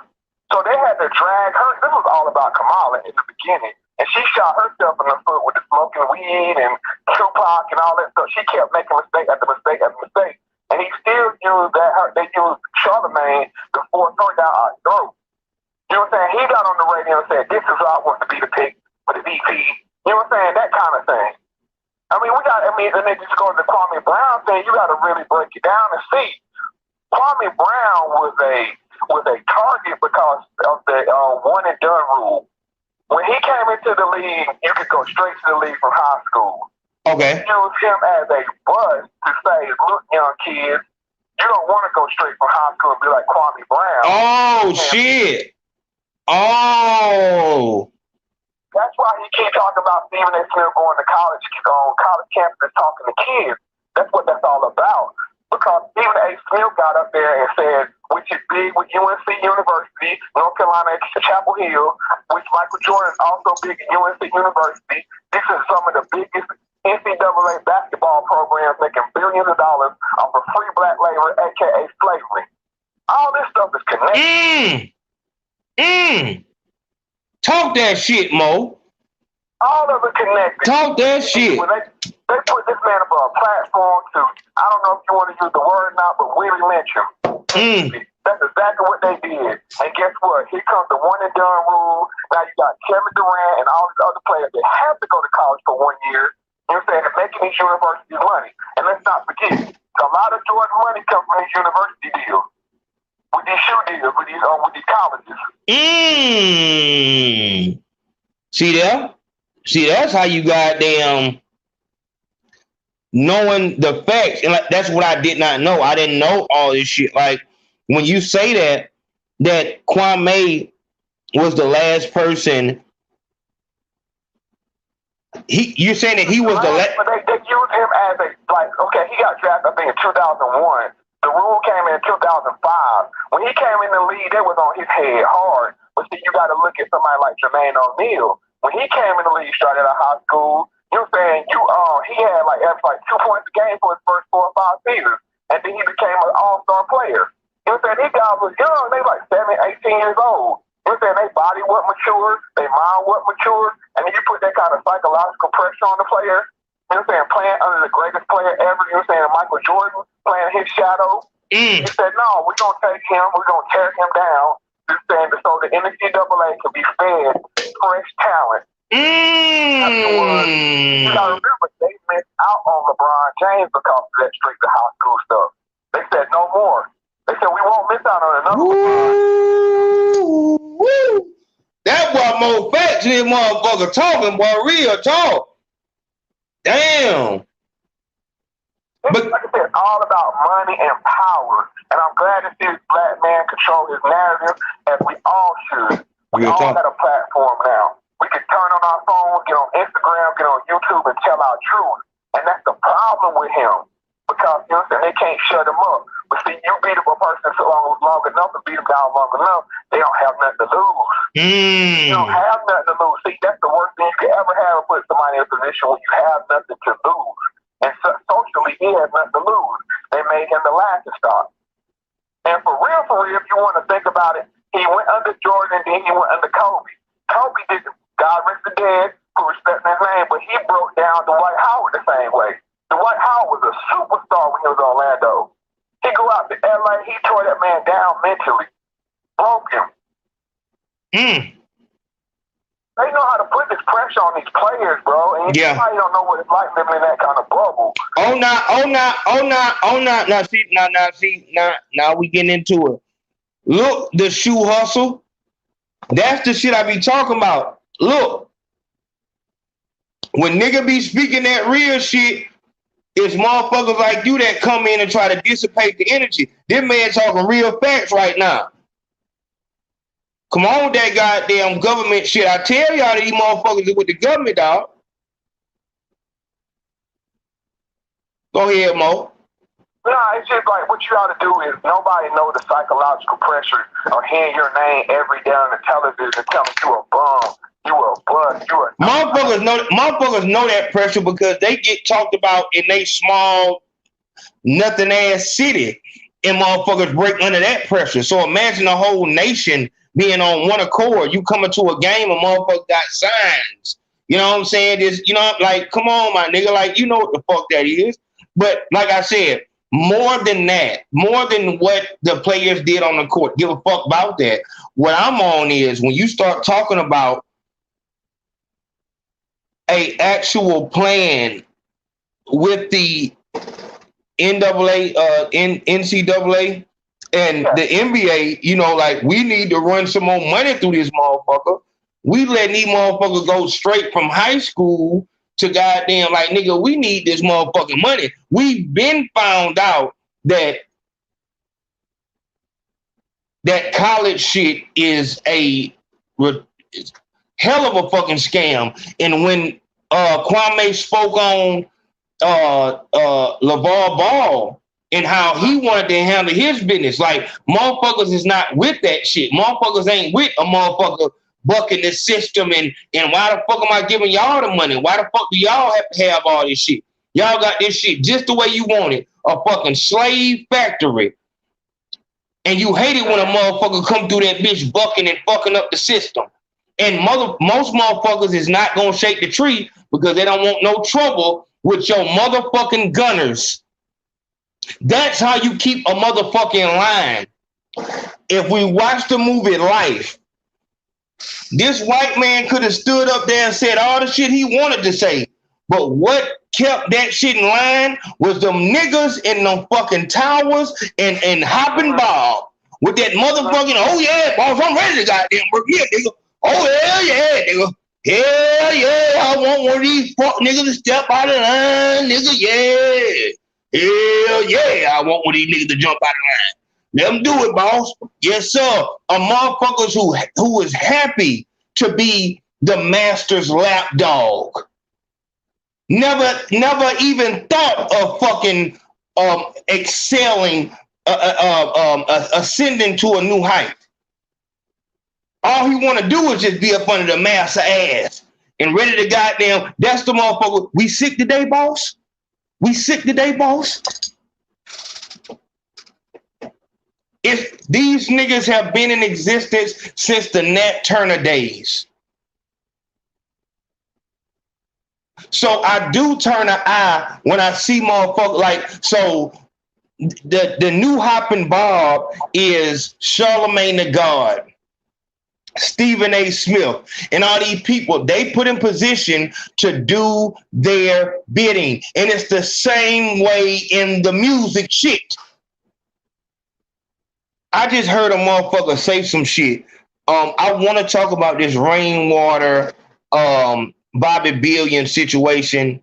I really want to talk about that shit because it really explains, you know what I'm saying, what's going on. If it's a nigga, then we expect him to be real and pick a side. But if it's one of them white boys in that office, oh yeah, we know you don't got nothing to do with it. But they have the most power in putting out your op's music and making sure your op is heard in his disrespect of your deceased loved one. But you look at them like, oh no, they ain't. But any nigga that's seen in a picture with them, the cameraman, you ready to get that nigga a whole fucking 100. And it just goes into that shit of it's always gonna come back to the same thing.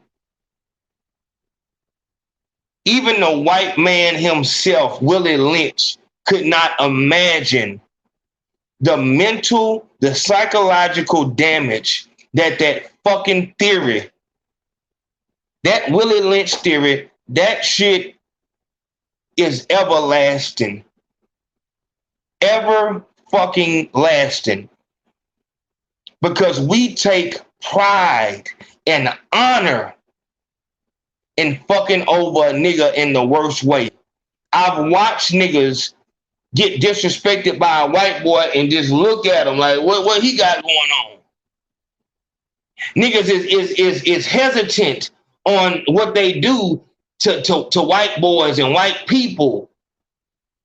But when it comes to a nigga, it's nothing to it. It's nothing to it. It's whatever you want to do. The white boy will never, hold on. Yo, a white boy will never be in the danger that a nigga is in. Never. He'll never know the danger that a nigga, like you just a nigga who is just hooping. But because of where you were placed, because of the Rick Ross shit and how they poisoned our community, and we still haven't recovered. So let's just go to the big points. I'm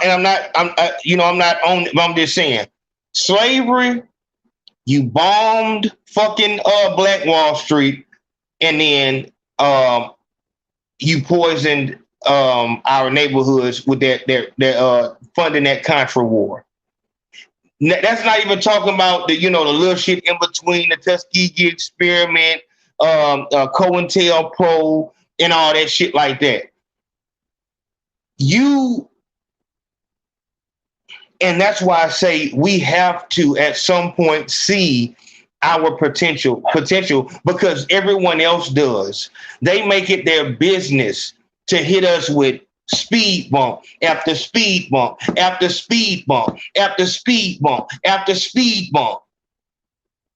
I'm just a street nigga, so just y'all tell me, is there any race who has been hit with more fucking speed bumps and fuck ups than us? Just let me know. Just let me know. Just tell me. Is it anybody else who's been? Because as I look at it, we come out of slavery, you born fucking what you call it. Now the Jim Crow shit. We can't vote. We all you doing is holding us back, holding us back, holding us back. You put all this weight on us, and we still rise to a point where you still have to put other psychological programs on top of us so that we don't take the fuck over. The only people who do not realize our fucking strength, power, and potential is us. All them young niggas in Chicago, and everywhere now. Jacksonville, St. Louis, Memphis. All these young niggas around here putting in all this fucking work. They felt like them niggas had a warrior's heart from the fucking beginning.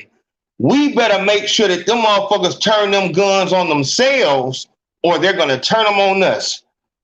Them niggas have something inside of them that makes them good at being warriors. We need to keep them motherfuckers warring against each other, because if not, we're gonna be the fucking victims. So maybe they're doing it out of fucking this sheer fucking survival. Put them niggas in their prison in the inner city, and anytime you see one of them in a gated community, pull them over, pull out your camera, call the police. Because they should not be there. The fucking animals have left their cage. Period. They're in the inner city. We're going to live in the suburbs. You shouldn't even have to come in contact with them unless you're, somewhere around. And, you'll even know what spots not to go to so you can avoid all of that bullshit. It's just like a bad fucking social experiment. Not even social, because it's social experiment and a real fucking experiment. And that's just how I have to see it that way. But I'm saying, yes, they did all of that shit. Yet and still, there are enough of us. We have 1,000 people in here now to where we think differently. So we can change some shit. We don't have to look at that nigga like, fuck that nigga, and then look at any white boy that pulls up with an open face. Just white boy pulled out the driveway. You looking like, hey, you come to the wrong house or something? That motherfucker trying to put you in his trunk and eat your body. Nigga could have just really been lost, but you like, what the fuck you doing, nigga? That's the energy we have towards each other, and that's by design. So, that's what I see. And it's throwed out, man. These hopping bob ass niggas, they doing their fucking job. When Mo Facts just spoke, man, and talking about how the Breakfast Club, because I really want to know the answer to this. Hold on, my nigga. I'm sure there is a line of niggas who could not get on iHeart as no lead fucking man because of their criminal history. You got a motherfucker that has a sexual crime against a fucking young child, admitted to raping a bitch with Spanish fly, and he's still the lead man. That's pretty much like you telling me, yeah, I know I just gave you an ounce of coke. I know I gave it to you. There's no way you can hide that shit. I just watched you get pulled the fuck over. And now 30 minutes, hey, I need the goddamn, whoa, my nigga, ho. I just seen you. Nah, he ain't find it. That was the jump outs. They know everywhere that you can hide. You don't got that. That's your bitch car. You left with the shit in your lap. It's not on the street nowhere. You didn't throw it. What the fuck are you talking about? Why did they let you go? And this seems to be a recurring fucking thing. You shot at that boy down there. The folks had you on fucking camera going in that store with that bullshit. But you ain't got no charges pending. You ain't on bond. And you not locked up. No, because you know what? No, shit. That's not no rocket science. If it was any other place, we would say, oh, no, my nigga. No, my nigga. You didn't came in contact. So every time that motherfuckers bring up the fact that Charlemagne got hit with these charges, that's like a motherfucker getting arrested and just coming on out. How you beat that? You know the motherfucker, they do that shit. I had that lawyer. You know I had that lawyer down there. You remember I had Kayla, she had came down here with that motherfucker. Yeah, she had got, like, her brother had told me about, no, my nigga. That ain't no lawyer. That's a police officer. You, my nigga. That's how I can't see it no other way. I can't see it no other way. I don't see how, like I said, I don't see how you can, with this world being, with this cancel culture being, and it says something else. It says something else. Is the cancel culture also ran by these people? Yes, yes. You understand what I'm saying? And then what I'm saying, like, so let's do it. Hold on. So if you ain't on their side, then when you get hit with one of these fake charges, there's gonna be motherfuckers jumping out the water to ban you. But when you on their side, Charlemagne done had the same fucking victim for his whole career. Never had no new motherfucker jump on. You know how much fucking clout you can get for being the one, we know that it's clout in being a victim because we've seen it time and time again. But nobody wants no clout off Charlemagne. Nobody's trying to start their acting career, their music career, their modeling career no more.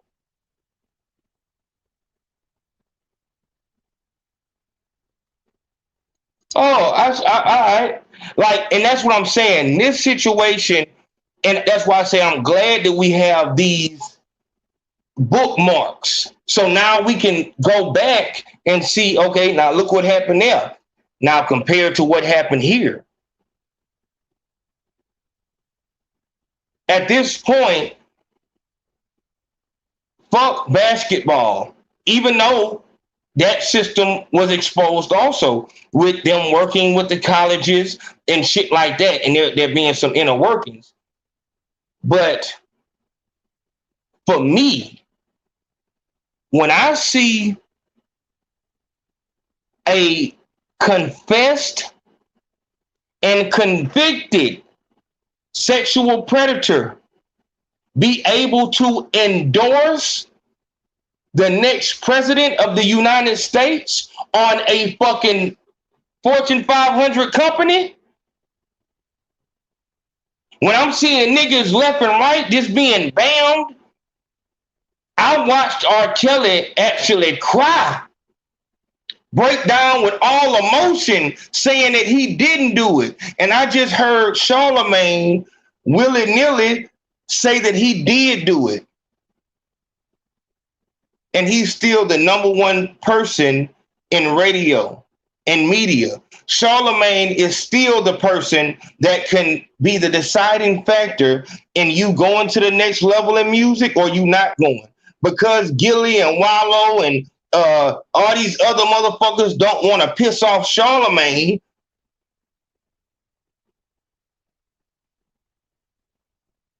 They don't want to piss off Charlemagne. If you coming up, so you look at this, not really shit against Wallow and Gillett, but mark my words, they will be breaking up soon. Same thing with the Joe Budden part. It's the same shit. You can't work with people in this business. You can't make a brand and then you come with another person and then and now the people know y'all for being together. It's gonna break up just like any other group. But like them, you know what I'm saying? Now they just interviewed Floyd Mayweather and all these other people and shit like that. If you want to continue to come up, and you just saw them on the Breakfast Club, that wasn't because them niggas just worked hard and shit. No. It's because they combined themselves with a real entity. I don't know what entity it is, whether it's Revolt or fucking iTunes or whatever the fuck, iHeartMedia, whatever the fuck it is. But that's when they got the interview on the Breakfast Club. That's when they started interviewing niggas that's actually popping right now, because their agent that's in that circle is saying, okay, look, we got you on the Gillett show, we got you on this show, because that's your network. So it's just like this. So I'll explain it like this. You get with the Bloods, and the Bloods got fucking Ebro in the Morning, Joe Budden podcast, Joe Rogan show. And then the Crips got Breakfast Club, Funk Flex, and fucking, whatever the fuck. You know what I'm saying? And you decide what team you on when you sign that deal. If you sign with Universal, then you'll be with the Bloods. If you sign with Atlantic, you'll be with the Crip. Like, you get into these circles, and your agent, that's why you want to pick your agent, because he's an inside man. He's cool with these people. You're going to be on the same route as everybody else. Your agent is telling you, go to Dirty Glove Bastard. All right, we got you going over here. And that's why they get paid like that, because they have the connections already. This is what Tidal was. We're charging you to have our connections. You sign with us, automatically you have shows. Automatically. They're going to introduce you as the new Rockefeller artist, you know what I'm saying, and all that shit like this. It's the same chicken put into old grease. It's new chicken put into old grease. It's the same grease. New chicken, same grease. It'll be the same fucking shit. Same videographer. And when we start looking at it like that, that's when we can start looking at this system like we look at the banking system. Then we can go into the real estate system, which is part of the banking system.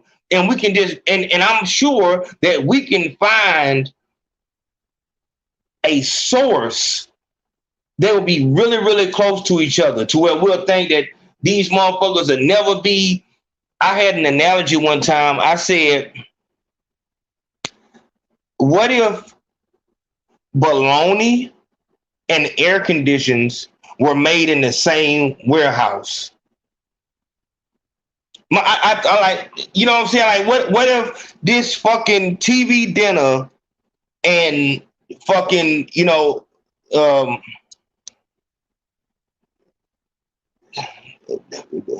TVs were made in the same warehouse?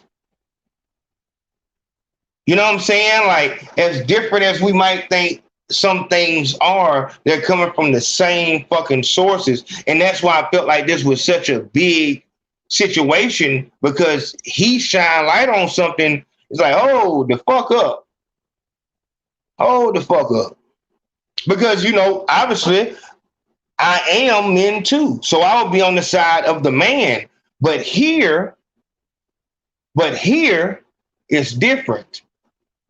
It's a different situation. Now, you admitted to doing that. Like, and that is your character. That is your character. And when we think about these methodical, evil entities, what do we know about them? We know that you can be a nobody, a nothing, and if you sign your blood oath over, you will now be with the beautiful people. You'll have fans and power and money and everything you want. You just have to be able to turn off your integrity and your morals. And if we look at Charlemagne and his career, morals is something that we will say he does not have. He can claim now to have morals, and motherfuckers will look at him, oh yeah, like, yeah, hell yeah, oh yeah, you got to do that for your family. Yeah, more definitely, yeah. But we know how Charlemagne became Charlemagne. It was from not having morals. You came from up under Wendy fucking Williams. This is the scum of the earth. This is the shock jock broadcasting. I'm just gonna say something so fucking outlandish that everybody has to look. I'm gonna come in here and tell you about a secret I heard about fucking Red Man, and I'm gonna build my career by destroying other people's. Many times we heard of Wendy Williams having to come, you know, people confronting Wendy Williams. Now it's like, what else could you learn from up under her? You came from up under that and you was just a upright person? Fuck no, my nigga. Like, come on, my nigga. Like, nah, it's something up with that nigga. It's something up with that nigga. And I just watched an interview with a dude named what's the singing dude from Top Dog ENT? What the singing dude name? Sir. His name is Sir. And goddamn, so Sir got in jail, whatever like that. Charlemagne, Sir, that sound like a nigga in the hood trying to be Sir Charles. That sound like a nigga in the hood trying to be bougie. That nigga said, hey, let me tell you something. My grandma gave me that name. So yeah, like he really go watch that shit. Like, oh, you know, my fault. Like, if you of a certain energy, it's just gonna clash automatically. But what we know about this business is sometimes you just gotta, you know, that's just people in the industry, man. They just weird and shit, man. But it's like some people just can't go with that shit. He immediately checked that nigga. So yeah, like I think Charlemagne makes the best hopping Bob. He has no allegiance. We know that because he comes from up under Wendy Williams. I feel like the people that are backing him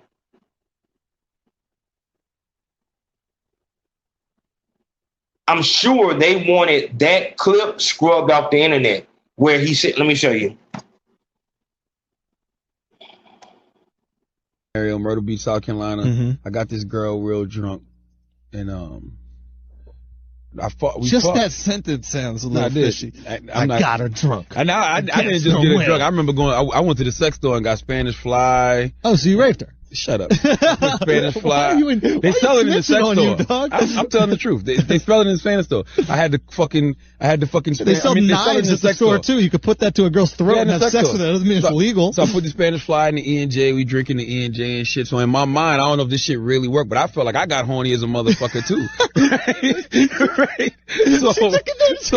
So she was drunk as shit, and we had sex and shit, and like. A lot of my boys was trying to come in the room and fuck her. I'm like, nah, chill out. I can't. I'm not doing that. I'm not gonna let you run a train on it. That's rape. Yeah. Okay. So, right. So it's just one-on-one. It ain't rape. Yeah. So the next trains are rape. So the next morning she wakes up. And we talk about it. And she's like, what happened? I'm like, oh, we had sex. She said, okay, well, I'm glad it was you.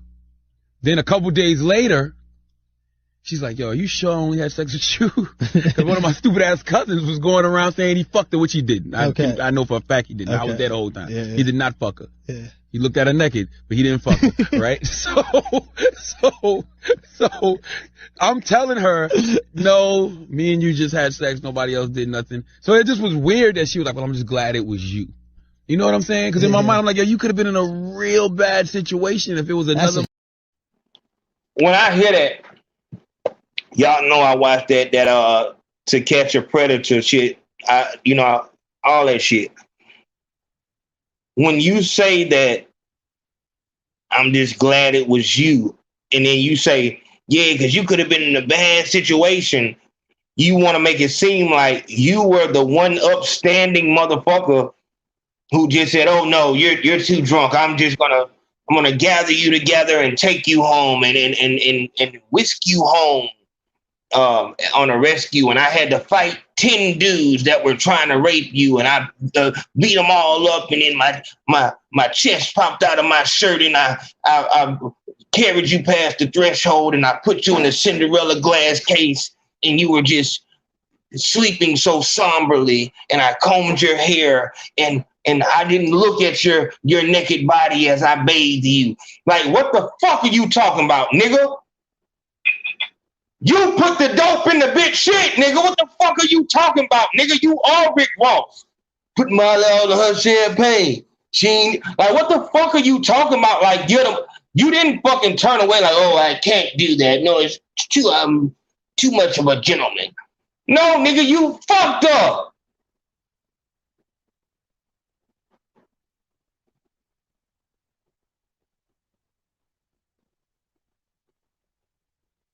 What type of, who the fuck do you think you talking to on some, yeah, because she already wanted to have sex. Was that before or after you put the goddamn dope in her drink? I told y'all I like math because math is the same every time you do it. It doesn't matter if this 2 is sad and this 2 is black. If this 2 is ghetto and this 2 is fucking, you know what I'm saying, just got out of jail, you put a plus sign in between them and it's going to equal 4 every fucking time. Could you imagine if Bill Cosby would have said this? I can imagine it because they did him as if he said he did. They treated Bill Cosby as if he just made that statement that Charlemagne made. And it just makes me think about how much shit you can get away with if you will play ball. You know, I guess that's just good business. Like, somebody gets in trouble and you tell them, hey, I can make this go away. I just might need a favor later on. And you just know, oh man, just whatever, man, just make it go away. Ain't that what they did in Belly? In Belly? Remember, that's what they did the DMX character. They had him down bad. They were like, but you gonna do this job for Oh, yeah. The assassination. Hold on. Big Bass Podcast. Who this on the line? It's Katrina. Katrina Gibbs on the line. Conversation with Me Podcast. We're going hard right now, man. Let's go to work. Speak on it. Now, I want to say that the clip you just played was him talking about what he did to his wife, the first time he had sex with his wife. Okay. And it's a clip with academics where he explains, where he's trying to say he didn't rape the 15-year-old girl. Mm-hmm. That's the one where he's talking to academics. And it's just like, I guess that's how he has sex with women. Like, you had to do this. And I'm glad that you just played that clip, because that's what I was going to call it and say. Like, people forget that he also said he did the same thing to his actual wife that had sex with her for the first time. Like, what kind of nigga is this? And, you know, as Kwame Brown keep saying, like, you know what I mean? You know you was insecure, ugly, and everything, so you had to drug women. Yeah. You know what I mean? Even when he explains it to academics, the story he explained to academics was just did not make sense. It just didn't make sense. He tried to remove himself, but it does not make sense. He said he provided the alcohol, he was having a party, then he left. After he left the party, the other dude that was at the party supposedly raped the girl. Then he goes to his cousins, and they say, just for the sake of conversation, they say, hey, Robert in jail now. He said they was joking. So he goes to the precinct and say, hey, it's not Robert's fault. I provided the alcohol. It was my party. Please just let Robert out. The precinct like, who the fuck are you talking about? He is not in here. After that happened, the girl reports him, and you know what I'm saying, like, I got raped by this guy, such. And then he said they go pick him up. I said, now, just saying, if you and Brim partying or whatever, and then the next day you hear Brim went to jail, you not about to go straight to the goddamn cops. You gonna call the mom, cousin. Yeah. You gonna call around and see what's going on. Like, hold on, that don't even sound right. I guess. So is he saying they didn't have phones back then, or what the fuck is he saying? He's just saying that he just wanted to take responsibility for giving out the liquor. Said, no, this is not his fault because my cousin is supposed to go to college on a scholarship. He is not supposed to be in jail. And that's something. And see, that's some shit that you can do to some people who ain't never been locked up before. This is every nigga story that's in jail. Every street nigga know a nigga in jail that's gonna say, see, it really goddamn, I really could just stayed out there. Really, I turned myself in for real when they came and got me. I already had my clothes on ready to go. I had my tight whites on ready to go, my nigga. Really, know what I'm saying? I was gonna turn myself in because, I ain't even really had nothing to do with the shit, bro. I'm getting the one, I was driving and I had a gun, but they're like, the only reason I shot out the door, when I shot, I was really just trying to goddamn, scam and shit. So it wasn't really on me. So I really just could have done that. It wasn't even on me, my nigga.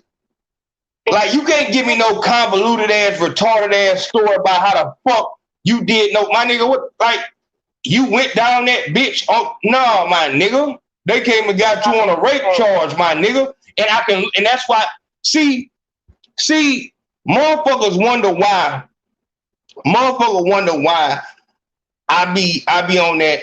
Want to look at a motherfucker Instagram shit. You look at Charlemagne back then.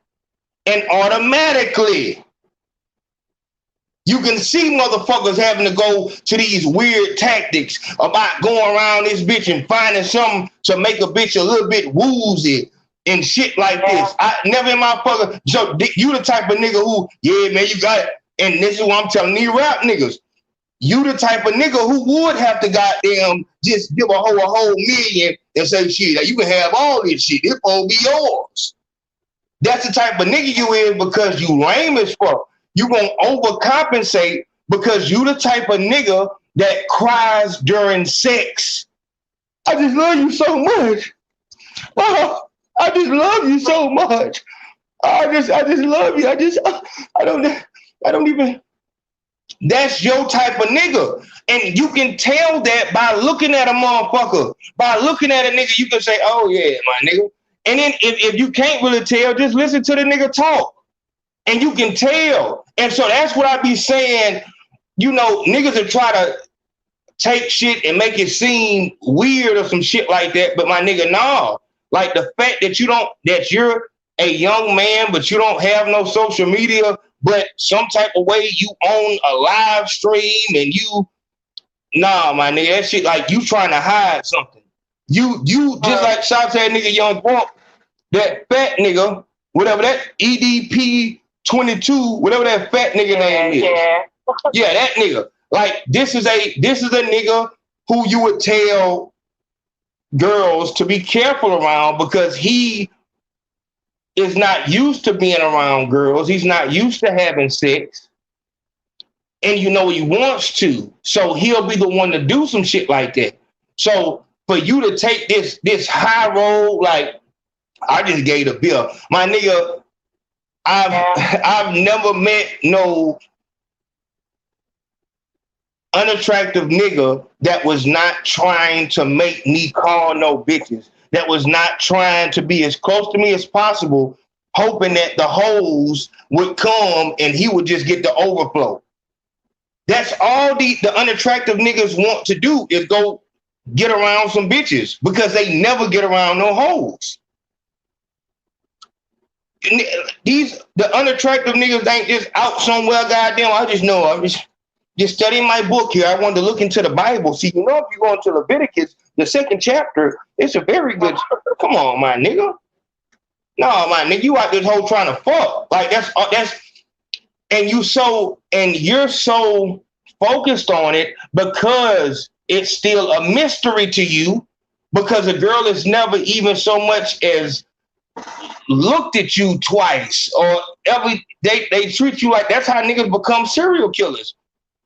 Like, because you mad because they don't want you and shit like that. You know what I'm saying? So you just mad at all women. That's why I tell you niggas, you say something about black women on my shit like I'm blocking you. You know what I'm saying? Like, come on with that bullshit. Like, you mad at women. I'm not with that shit. So nah, my nigga, you raped that little girl and you was trying to get any little girl you could. If you was a stand-up nigga, you would have looked at the motherfucker and goddamn, you would have been able to tell. But you just wanted anything you can get. Anything you can get. Anything will do. And that's what it was. What makes the story just he knew her. This wasn't no like, oh, I seen you in the store today and we gonna party tonight. He knew this 15-year-old girl. It's like, why you in your goddamn 20s hanging around this girl? Oh man, there it is. She said, yeah, he was cool, and I even told him, like, nah, I don't like you like that. Like, oh yeah, we can party, but I don't. Nah, you ain't that girl. Type of guy. That girl lucky to be alive, man. You tell one of them niggas that shit, like, I don't like you like that. That is what set them off. That will set them the fuck off. That's their. That's what probably kicked off. Yeah, that's see them. Off the rate. That's their biggest fucking problem, is being friend zoned. And I'm not gonna go into that whole thing, but I'm just saying, like, these niggas making these groups and shit about all men, and I'm just saying, like I said, dog. You know, nigga, like, that's why I'm saying, as far as being a woman and being a nab, you need to represent yourself in a way that is respectable, because a nigga like Charlemagne would never come at Katrina with no nonsense. You know what I'm saying? Because of the way she carries herself. And that's why they don't mind doing the goddamn Tinders and the fucking all the places that the little fucking. Listen to me, my nigga. I've never brought no motherfucking alcohol to any party. When I go to the club, I make a bitch go buy the shit. Never bought a bitch a drink. The niggas who bring the alcohol is the niggas who's hoping these fucking 13-year-olds will look at me like I'm the cool guy because I went and got the fucking the 12 pack, the 24 pack. You see, that's what I'm telling you. The same thing with the EDP nigga. He was only cool to a fucking child. You tell a child about a gun and they're just all ears. You tell a child about sex and they'll just be. A child will be impressed with somebody just because they're older. That's why they're predators. They seek out motherfuckers that are below them because motherfuckers on their level have nothing for them. You went and got the alcohol. No, my nigga. No, my nigga. And they're crazy. And like you were saying, I'm surprised this shit ain't expressed off the internet because like everybody's story is out there. And his story is the only story that sounds off. His story is the only story that sounds off. And mind you, it was two girls. It was two girls that he, put the Spanish fly or whatever drug he used. Mm-hmm. He put it in both of their drinks. It's just the other girl her reaction hit faster, and she started throwing up all over the place. What? And she was, and they were saying like, oh, she's a little bigger, so when Charlemagne came at her, she like, get off me. I'm sick, plus I'm throwing up, and I'm bigger. So then he like, well, let me try the younger girl. You know what I mean? Like, let me try the younger, frailer, and he got her. Man, how in the fuck? Yeah, that's like I said. So that's proof right there. For that type of information to be out there, and he's on iHeart. Yeah, my nigga, like that. So we have to know that there's political ties in there to where he's still worth something. So, and he'll try to spin it to where it makes sense. No, and he writes out a long poem about it's crazy down there in the black man. He don't give a fuck about no black man. And I would not be surprised if down and that girl, that his wife don't look like no happy motherfucker. I wouldn't be surprised down the line if something said about his children. Hey, okay, so with him being that kind of predator type of motherfucker, I said, you either going to just send the kids out in the world and just have them be what they're going to be, or you're going to be overly protective because you know what kind of person you was out here.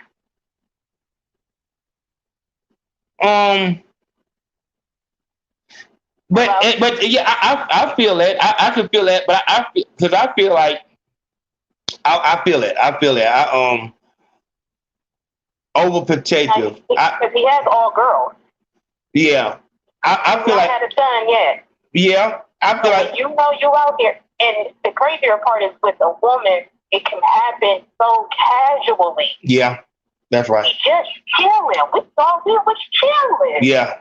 I didn't think you was gonna do this dumbass shit to me. But see, and that's so crazy because when you said that, the immediate thought when you said we was all just chilling, I'm thinking, why the fuck would a girl be chilling with a dude? But then you think, like maybe we all just kids. We all, you know what I'm saying?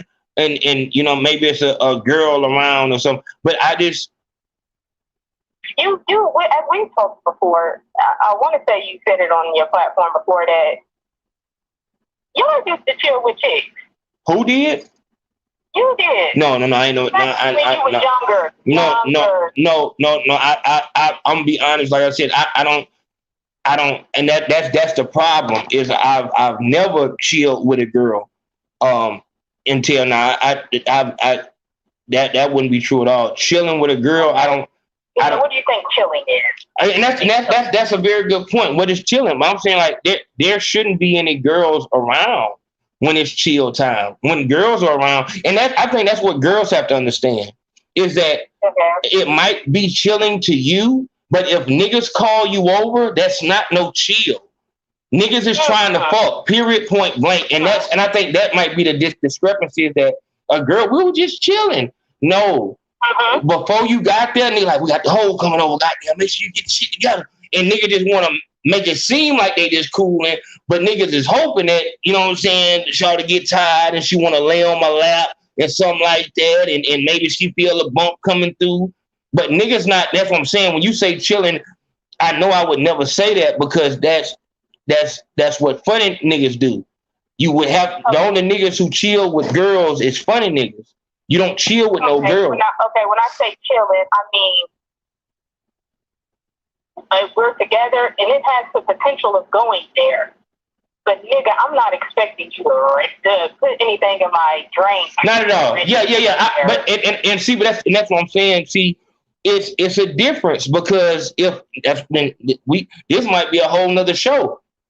If a girl comes over. The only time that you'll be coming over and chilling is after we fucked. To where it's like, all right, we just gonna chill tonight or whatever like that. But you're not coming over on the first night on no chill shit. If you come to my house, it's time to fuck. That's it. You're saying that, you know what I mean? Like, as a man, and I believe that's how it should be stated. That's right. Be stated as, or disguised as something else. It is, oh no, we about to do what we about to do. We about to get into sexual activity. That's right. You do not want to come over here, stay at home. And, that's heavy. Now that's heavy. And you know, and I like that. I like it. Now, I feel like this. Now, in the beginning, you may want to, you know what I'm saying? Like, maybe it's just a game. You know what I'm saying? Like, okay, I feel like maybe it's different for a girl. So I don't want to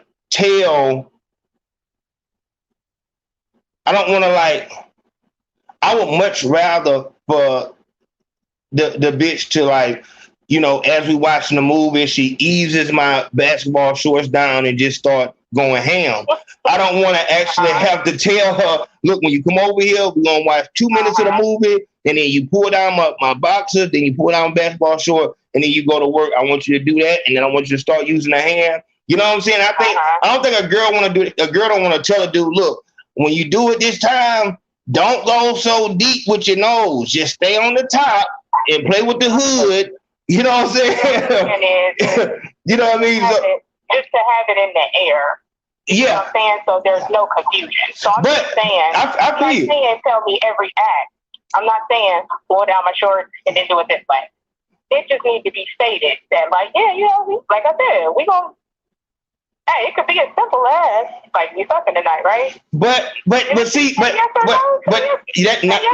now that's some grown shit. But when we 22 years old and we just kind of courting, because it may not go there, because it just actually, but in the back of every man's mind is that I'm gonna do everything like I'm not finna just, I'm gonna go over there after I just get done playing basketball. Before you get over there, nigga taking a shower, nigga getting the smell good, right? I'm not doing that just because I want to be in the best chilling mode.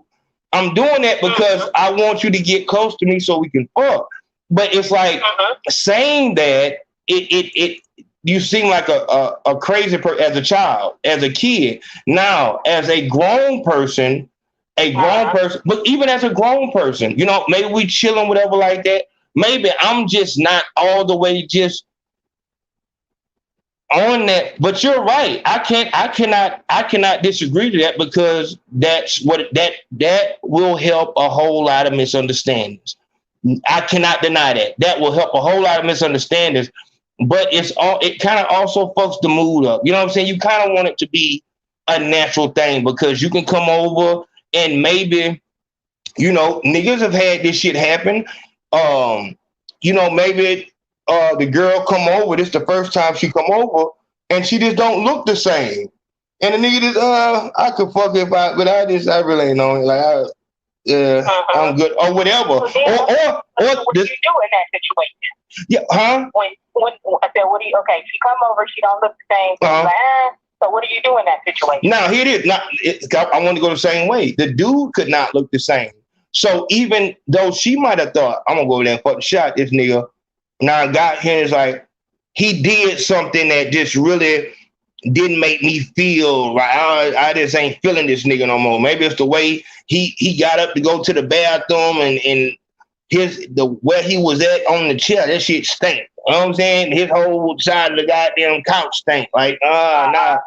You know, anything could just turn it off. So it's like, you want it to be natural, but I really do feel like, and I would want every girl under my charge to know this, that there is not no nigga, I don't give a fuck what he says.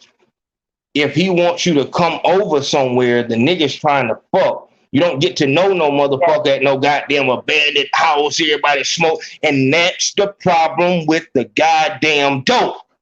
Like I said, this could be a whole nother show, because when we start all right, so everybody was just over there chilling and smoking. No, it wasn't because the way you look when you high, he might misinterpret that shit wrong because he's high.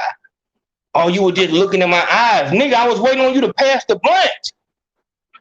You know what I'm saying? Like, it could be anything. So you open yourself up to so many fuck ups when you play like that with that dope, and all of us are just hanging out at the fucking abandoned. Like, if y'all hanging out, then hang out outside. You know what I'm saying? Be outside somewhere. But once you come into an enclosed place, and you can tell whether it's chill or not, because how many girls is here? How many dudes is here? If it's 4 niggas and 4 girls, it's pallet party time. It's time to fuck. This ain't no damn.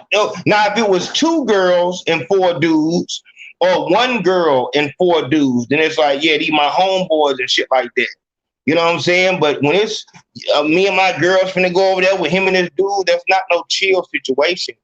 It's not no chill. Niggas is in every nigga's mind. He's trying to fuck. That's it. That's all. So I think that's a very good conversation, and it needs to be had. Like, and I think that if you look at niggas, the type of niggas who say, "Oh yeah, we were just chilling and shit like that," it will be a total difference from the niggas who say, "Oh no, it ain't no chill. Ain't no chill. We fucking like," and it can go either way. You can have a nigga like EDP, like, "Oh yeah, I'm not chilling with no bitch." It's like, my nigga, are you serious? You gonna do whatever the fuck a bitch tell you to do. You know what I'm saying? And it can be a real street nigga saying, "Oh yeah, man, shit, I ain't gotta just," you know what I'm saying? I be about fucking all the time. I just chill with a motherfucker. But in real life, when she come over, if she trying to fuck, he's gonna do that. Like, that's so motherfucker. I'm just being real. Like, girl, come to the house. If she comes to where we at and it's an enclosed place, like, yes, it's about sex. You know what I'm saying? And I think that's very important for a girl to know. Like, niggas ain't trying to be no friends. Like, that is so disrespectful to friend zone a dude. And that's a very awkward conversation to have also. Like, "Oh no, I don't like you like that. We're just friends." And it's like, hold on. Whoa.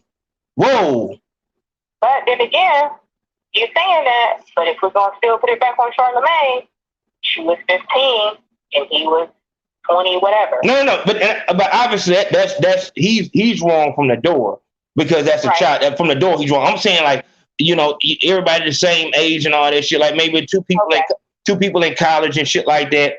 And he's been, you know, for 6 months, he's been helping her with her studies and doing this and, you know, helping her work out and shit like that.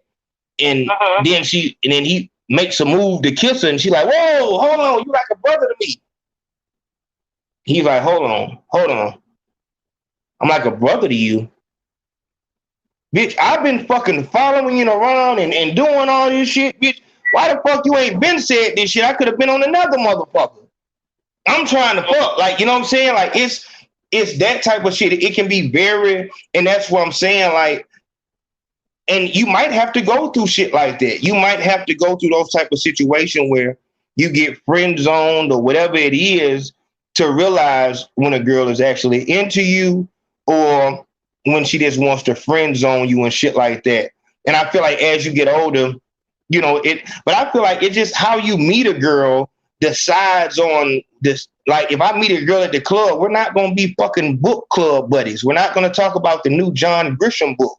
The fuck? Like, no, like, I met you at the club, so we need to be having sex. I met you at, you know, whatever. We need to be having sex. Like, this ain't no, you know what I'm saying? Like, but, you know, maybe if we met at school, then, you know, you keep that shit on a school vibe. You know what I'm saying? Like, we meet in the library, you know what I'm saying? And we do it like that. But it's just, you got to be so careful with these dudes nowadays, because you don't know how far these motherfuckers will go. As Charlemagne said, she wanted to have sex anyway. Come on, my nigga. Like, how the fuck do you know that? Like, what makes your fucking girl radar so fucking accurate? In your mind, she wanted to have sex, but in real life, she ain't want to do nothing with you. You was musty. You know what I'm saying? Hello? Yeah, I'm here. Okay, yeah. So, yeah, man.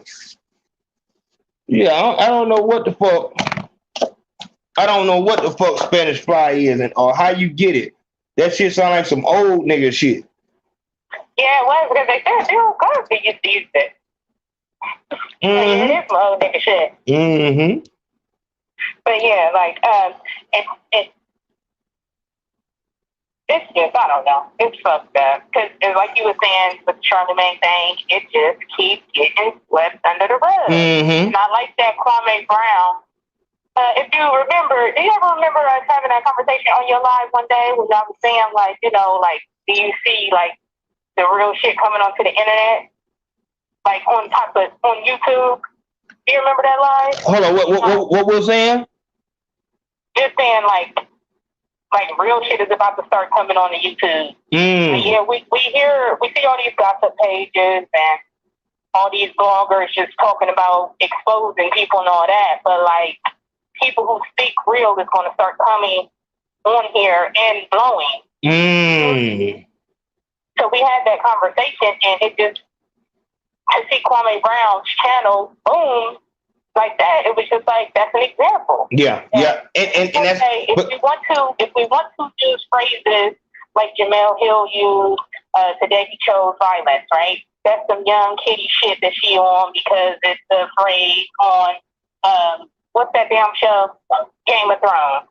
It's the phrase that everybody is using and it's popular now, right? So she say that to him, and that whole, what's the other phrase? The internet never loses. Is that the phrase? Yeah, I think internet always wins. The internet always wins. Well, Kwame Brown is the opposite of that. The internet is not winning. You know what I'm saying? Like, no, this real nigga winning right now. This real nigga, and he brought it to the internet. Yeah, he did. Like they said, for so many years, stay quiet, fuck it. It happened. Yep. My career is what it was. But then, once you started coming with your little funny sayings and hee ha ha shit, okay, now I'm about to say what I gotta say. And his real shit blew. And I like that he's staying on top of Charlemagne's head with this shit. Because nobody else has. And you know, it's been said and then swept under the rug. You right. He's coming at this nigga with this same, just on the same point. I don't have to move off this point. The girl is 15 years old. You right, and that is true. And because I was saying, I hope he doesn't go too far, because what he needs to know is that motherfuckers is working right now. Like motherfuckers, what I see with motherfuckers who real, we've seen Charleston White, the nigga White Folks, not Welvin, who's another motherfucker, just everybody who's real that comes on the internet and just talk, whatever like that. China Mac, Bosco, I don't know if a motherfucker will call them real, but just unpolished like talent and shit. What I've seen is they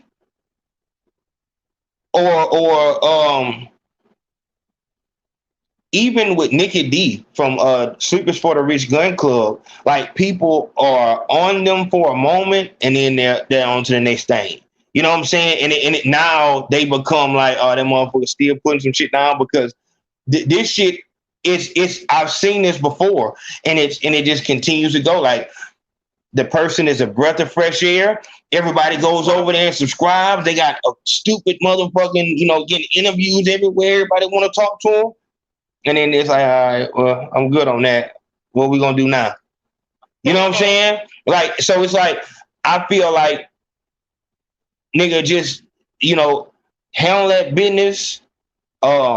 Let's see what's going on, because you're right, though. I feel like you're right also, because it's like, what Charlemagne's people is telling him is that it's going to blow over.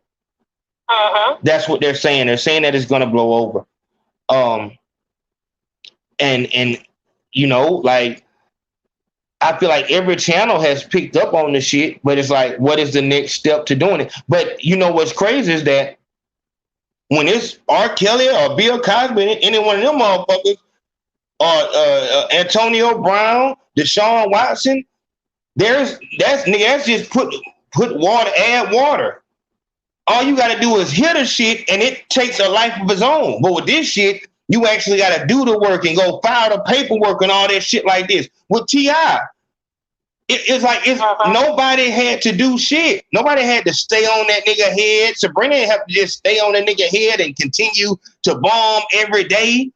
No, it was said one time and the shit took itself to the goddamn courthouse. And that's what I'm talking about, is the selective outrage shit. It's like, hold on, my nigga. That's kind of weird. So in that case, this is why I want to bring it back to that phrase. The internet is winning. What is it again? Internet always wins.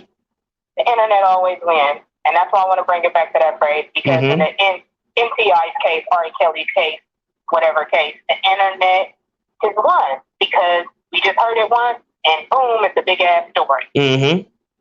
Whereas that's why I'm saying he not losing, because I'm not even seeing no funny memes and shit of Kwame Brown yet. I'm just seeing people reposting the video. Yep. When shit be happening, when R. Kelly was crying on TV, immediately motherfuckers making parody videos, crying memes, all kinds of shit. But ain't nobody playing around with Kwame Brown.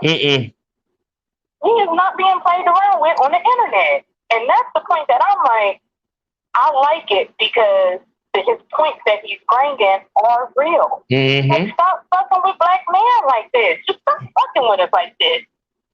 And I like that he is actually not being played with. It's just everybody right now is just listening. And as you said, okay, I see what you're saying. I see what you're saying. You're saying they're not making a joke out of this. This is dead serious. I see what you're saying. Yeah. Okay, and that's what I'm saying. At least not yet. Because like you said, if it goes too far, if he say or do anything that's less, then it can. Yep. But so far, as long as he's been going and the stuff he's saying, nobody is joking around. Nope.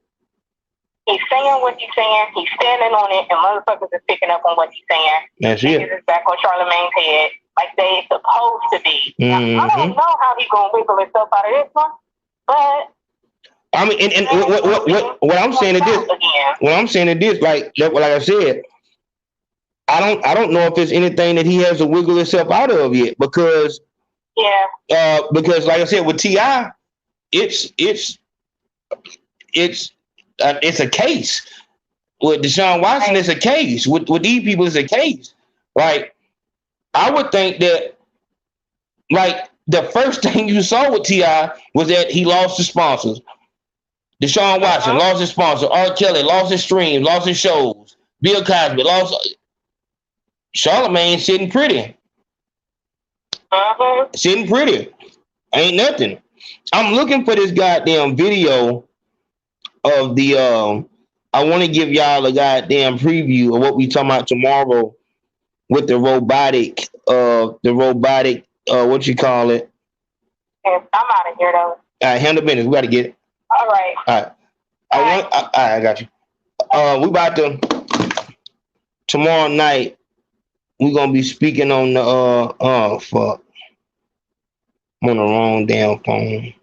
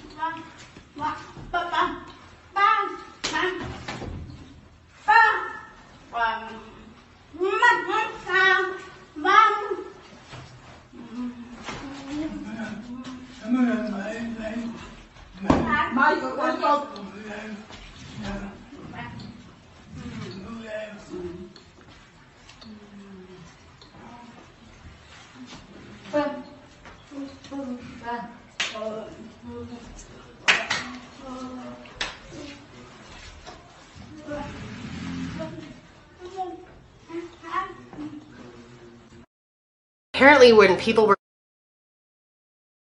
Who the fuck was that person? You never take care of me. Shut up. Excuse me, I'm trying to make your fucking living. The rent ain't paid. The rent is not paid. What are you talking about? Bitch, fuck you, bitch. Fuck you. Fuck you. What are you talking about? You fucking bitch. What are you talking about? Stop, you guys. No. No, you're gonna hurt each other. No. City girls make them wish like Ray J. Let me talk to them.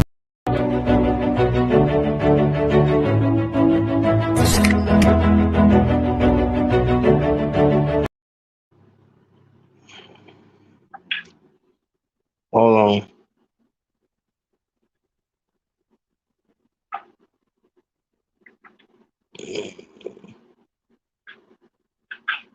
I don't see this shit.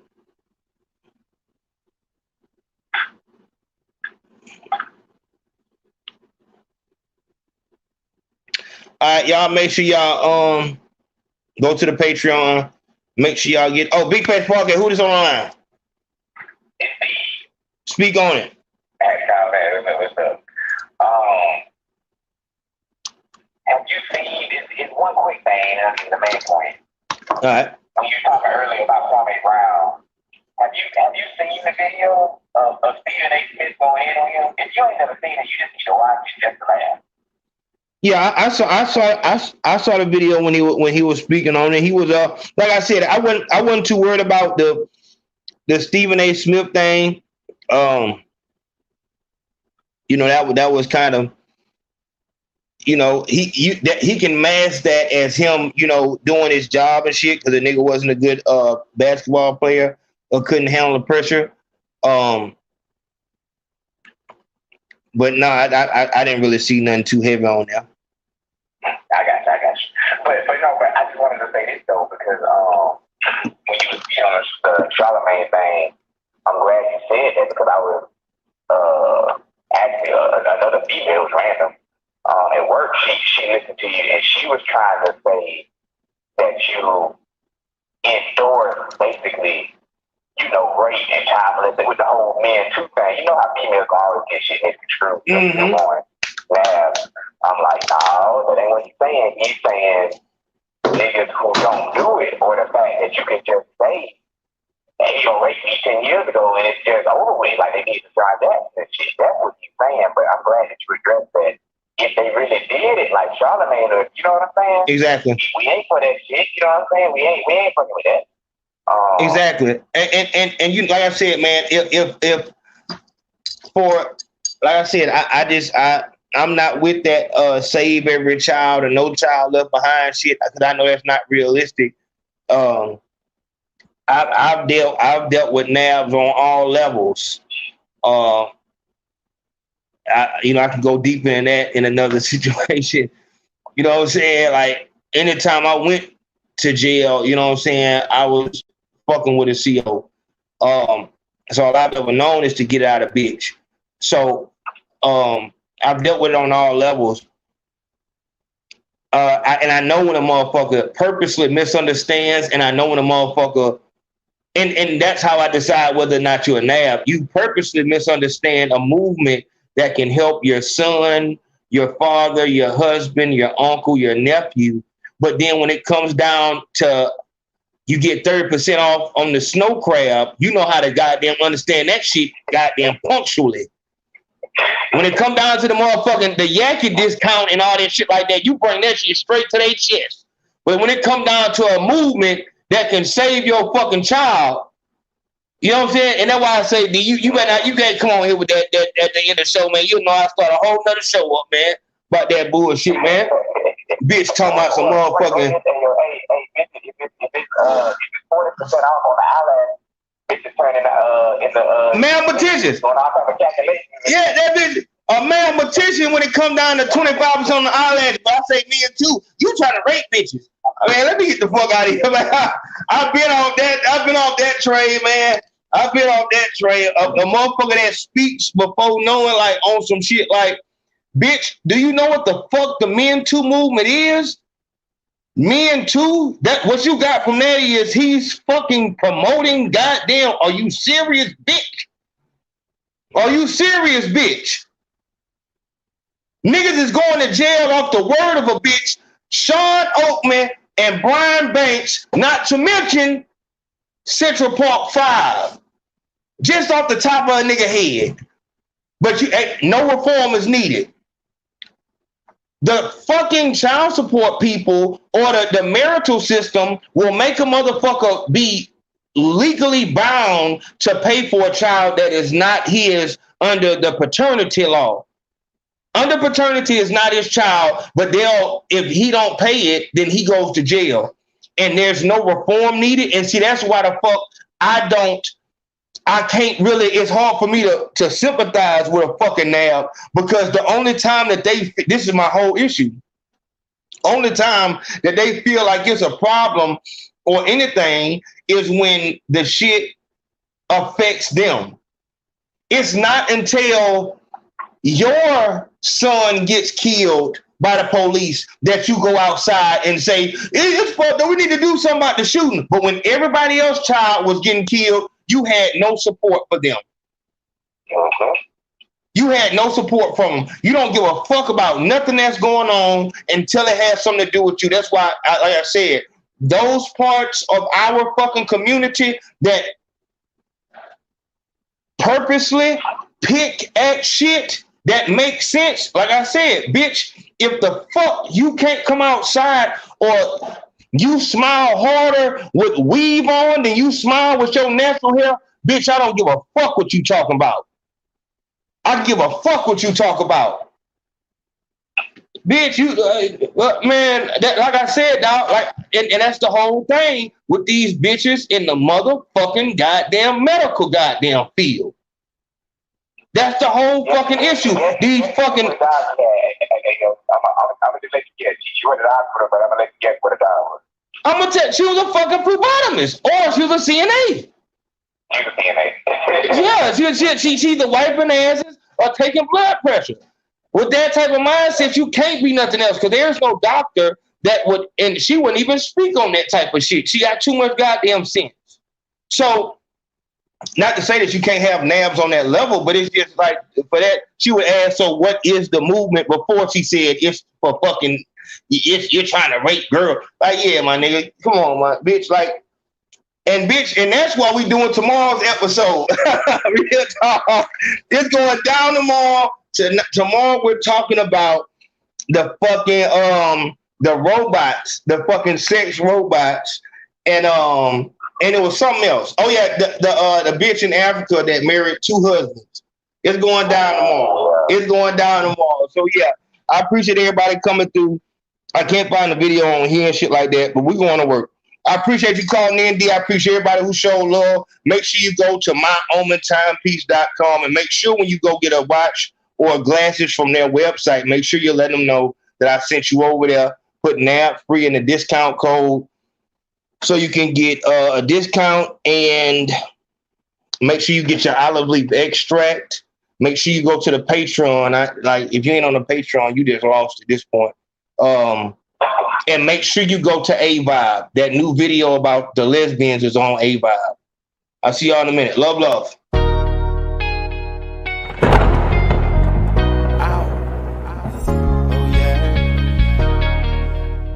One down the track, dog. Fang the stained eye. Bishop James. Rest in peace to the Tennessee. Hold up. Yeah. I'm the flame of the city. Yeah. The flame of the city. So we speak the language of the air. I'm the flame of the city. The flame of the city. The flame of the city. Wow. Yeah. Dry tears run down, only I can see them. My smile ain't for real, only my mama see it. A city flame in a third world. Heat on, cause I need to live long in this cold world. certified style. Was a wild child, burned down the whole town. Like, whoa now, set tripping when the X kick in. I'm working hard like a Mexican, and I'd rather be alone right now. But every girl in my phone hold me down. Rock with me, I be on loud. We styrofoam, $200 cologne. Like Sweet Jones, yeah. And when you call on me, I'll be there. It feel good, cause I'm living as the flame of the city. Yeah, I'm the flame of the city.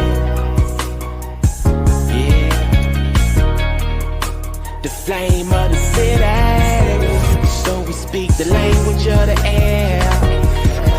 I'm the flame of the city, flame of the city, the flame of the city. Wow. Yeah, I still.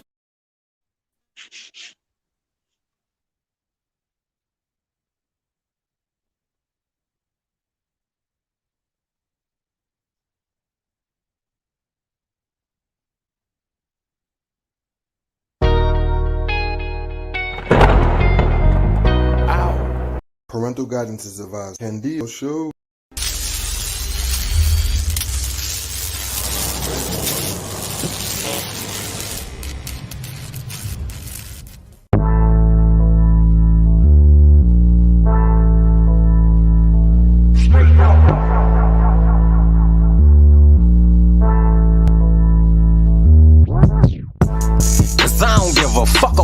Niggas, they be rapping, I flash and bat the fuck out of these niggas, let them have it. We so gassed and we come bucking with them bitches straight off. If you ain't mobbing, I ain't fucking with a nigga, law, cause I don't give a fuck about these niggas, they be rapping, I flash and bat the fuck out of these niggas, let them have it. We so gassed and we come bucking with them bitches straight off. If you ain't mobbing, law, dog, now I don't give a fuck how many straps you roll with, you got unloaded. I hit your melon with this banana bag, I'm calling making groceries instead of no shit. We don't fold, we fold shit, max and some more shit, Maxima stolen. Niggas getting back for what happened in 06. This action we rolling, I'm camera shy.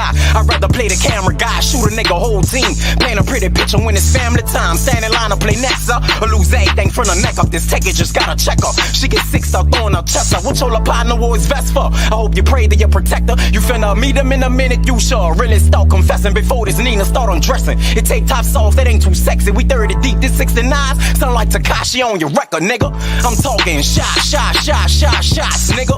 Everybody packing pistols on my block, nigga. Young niggas known to rock niggas and rock rentals with high pistols. He survived, that shit impossible. We pop up all at the hospital. Cause I don't give a fuck about these niggas. They be rapping, I flash and bat the fuck out of these niggas, let them have it. We so gassed and we come bucking with them bitches straight off. If you ain't mobbing, I ain't fucking with a nigga.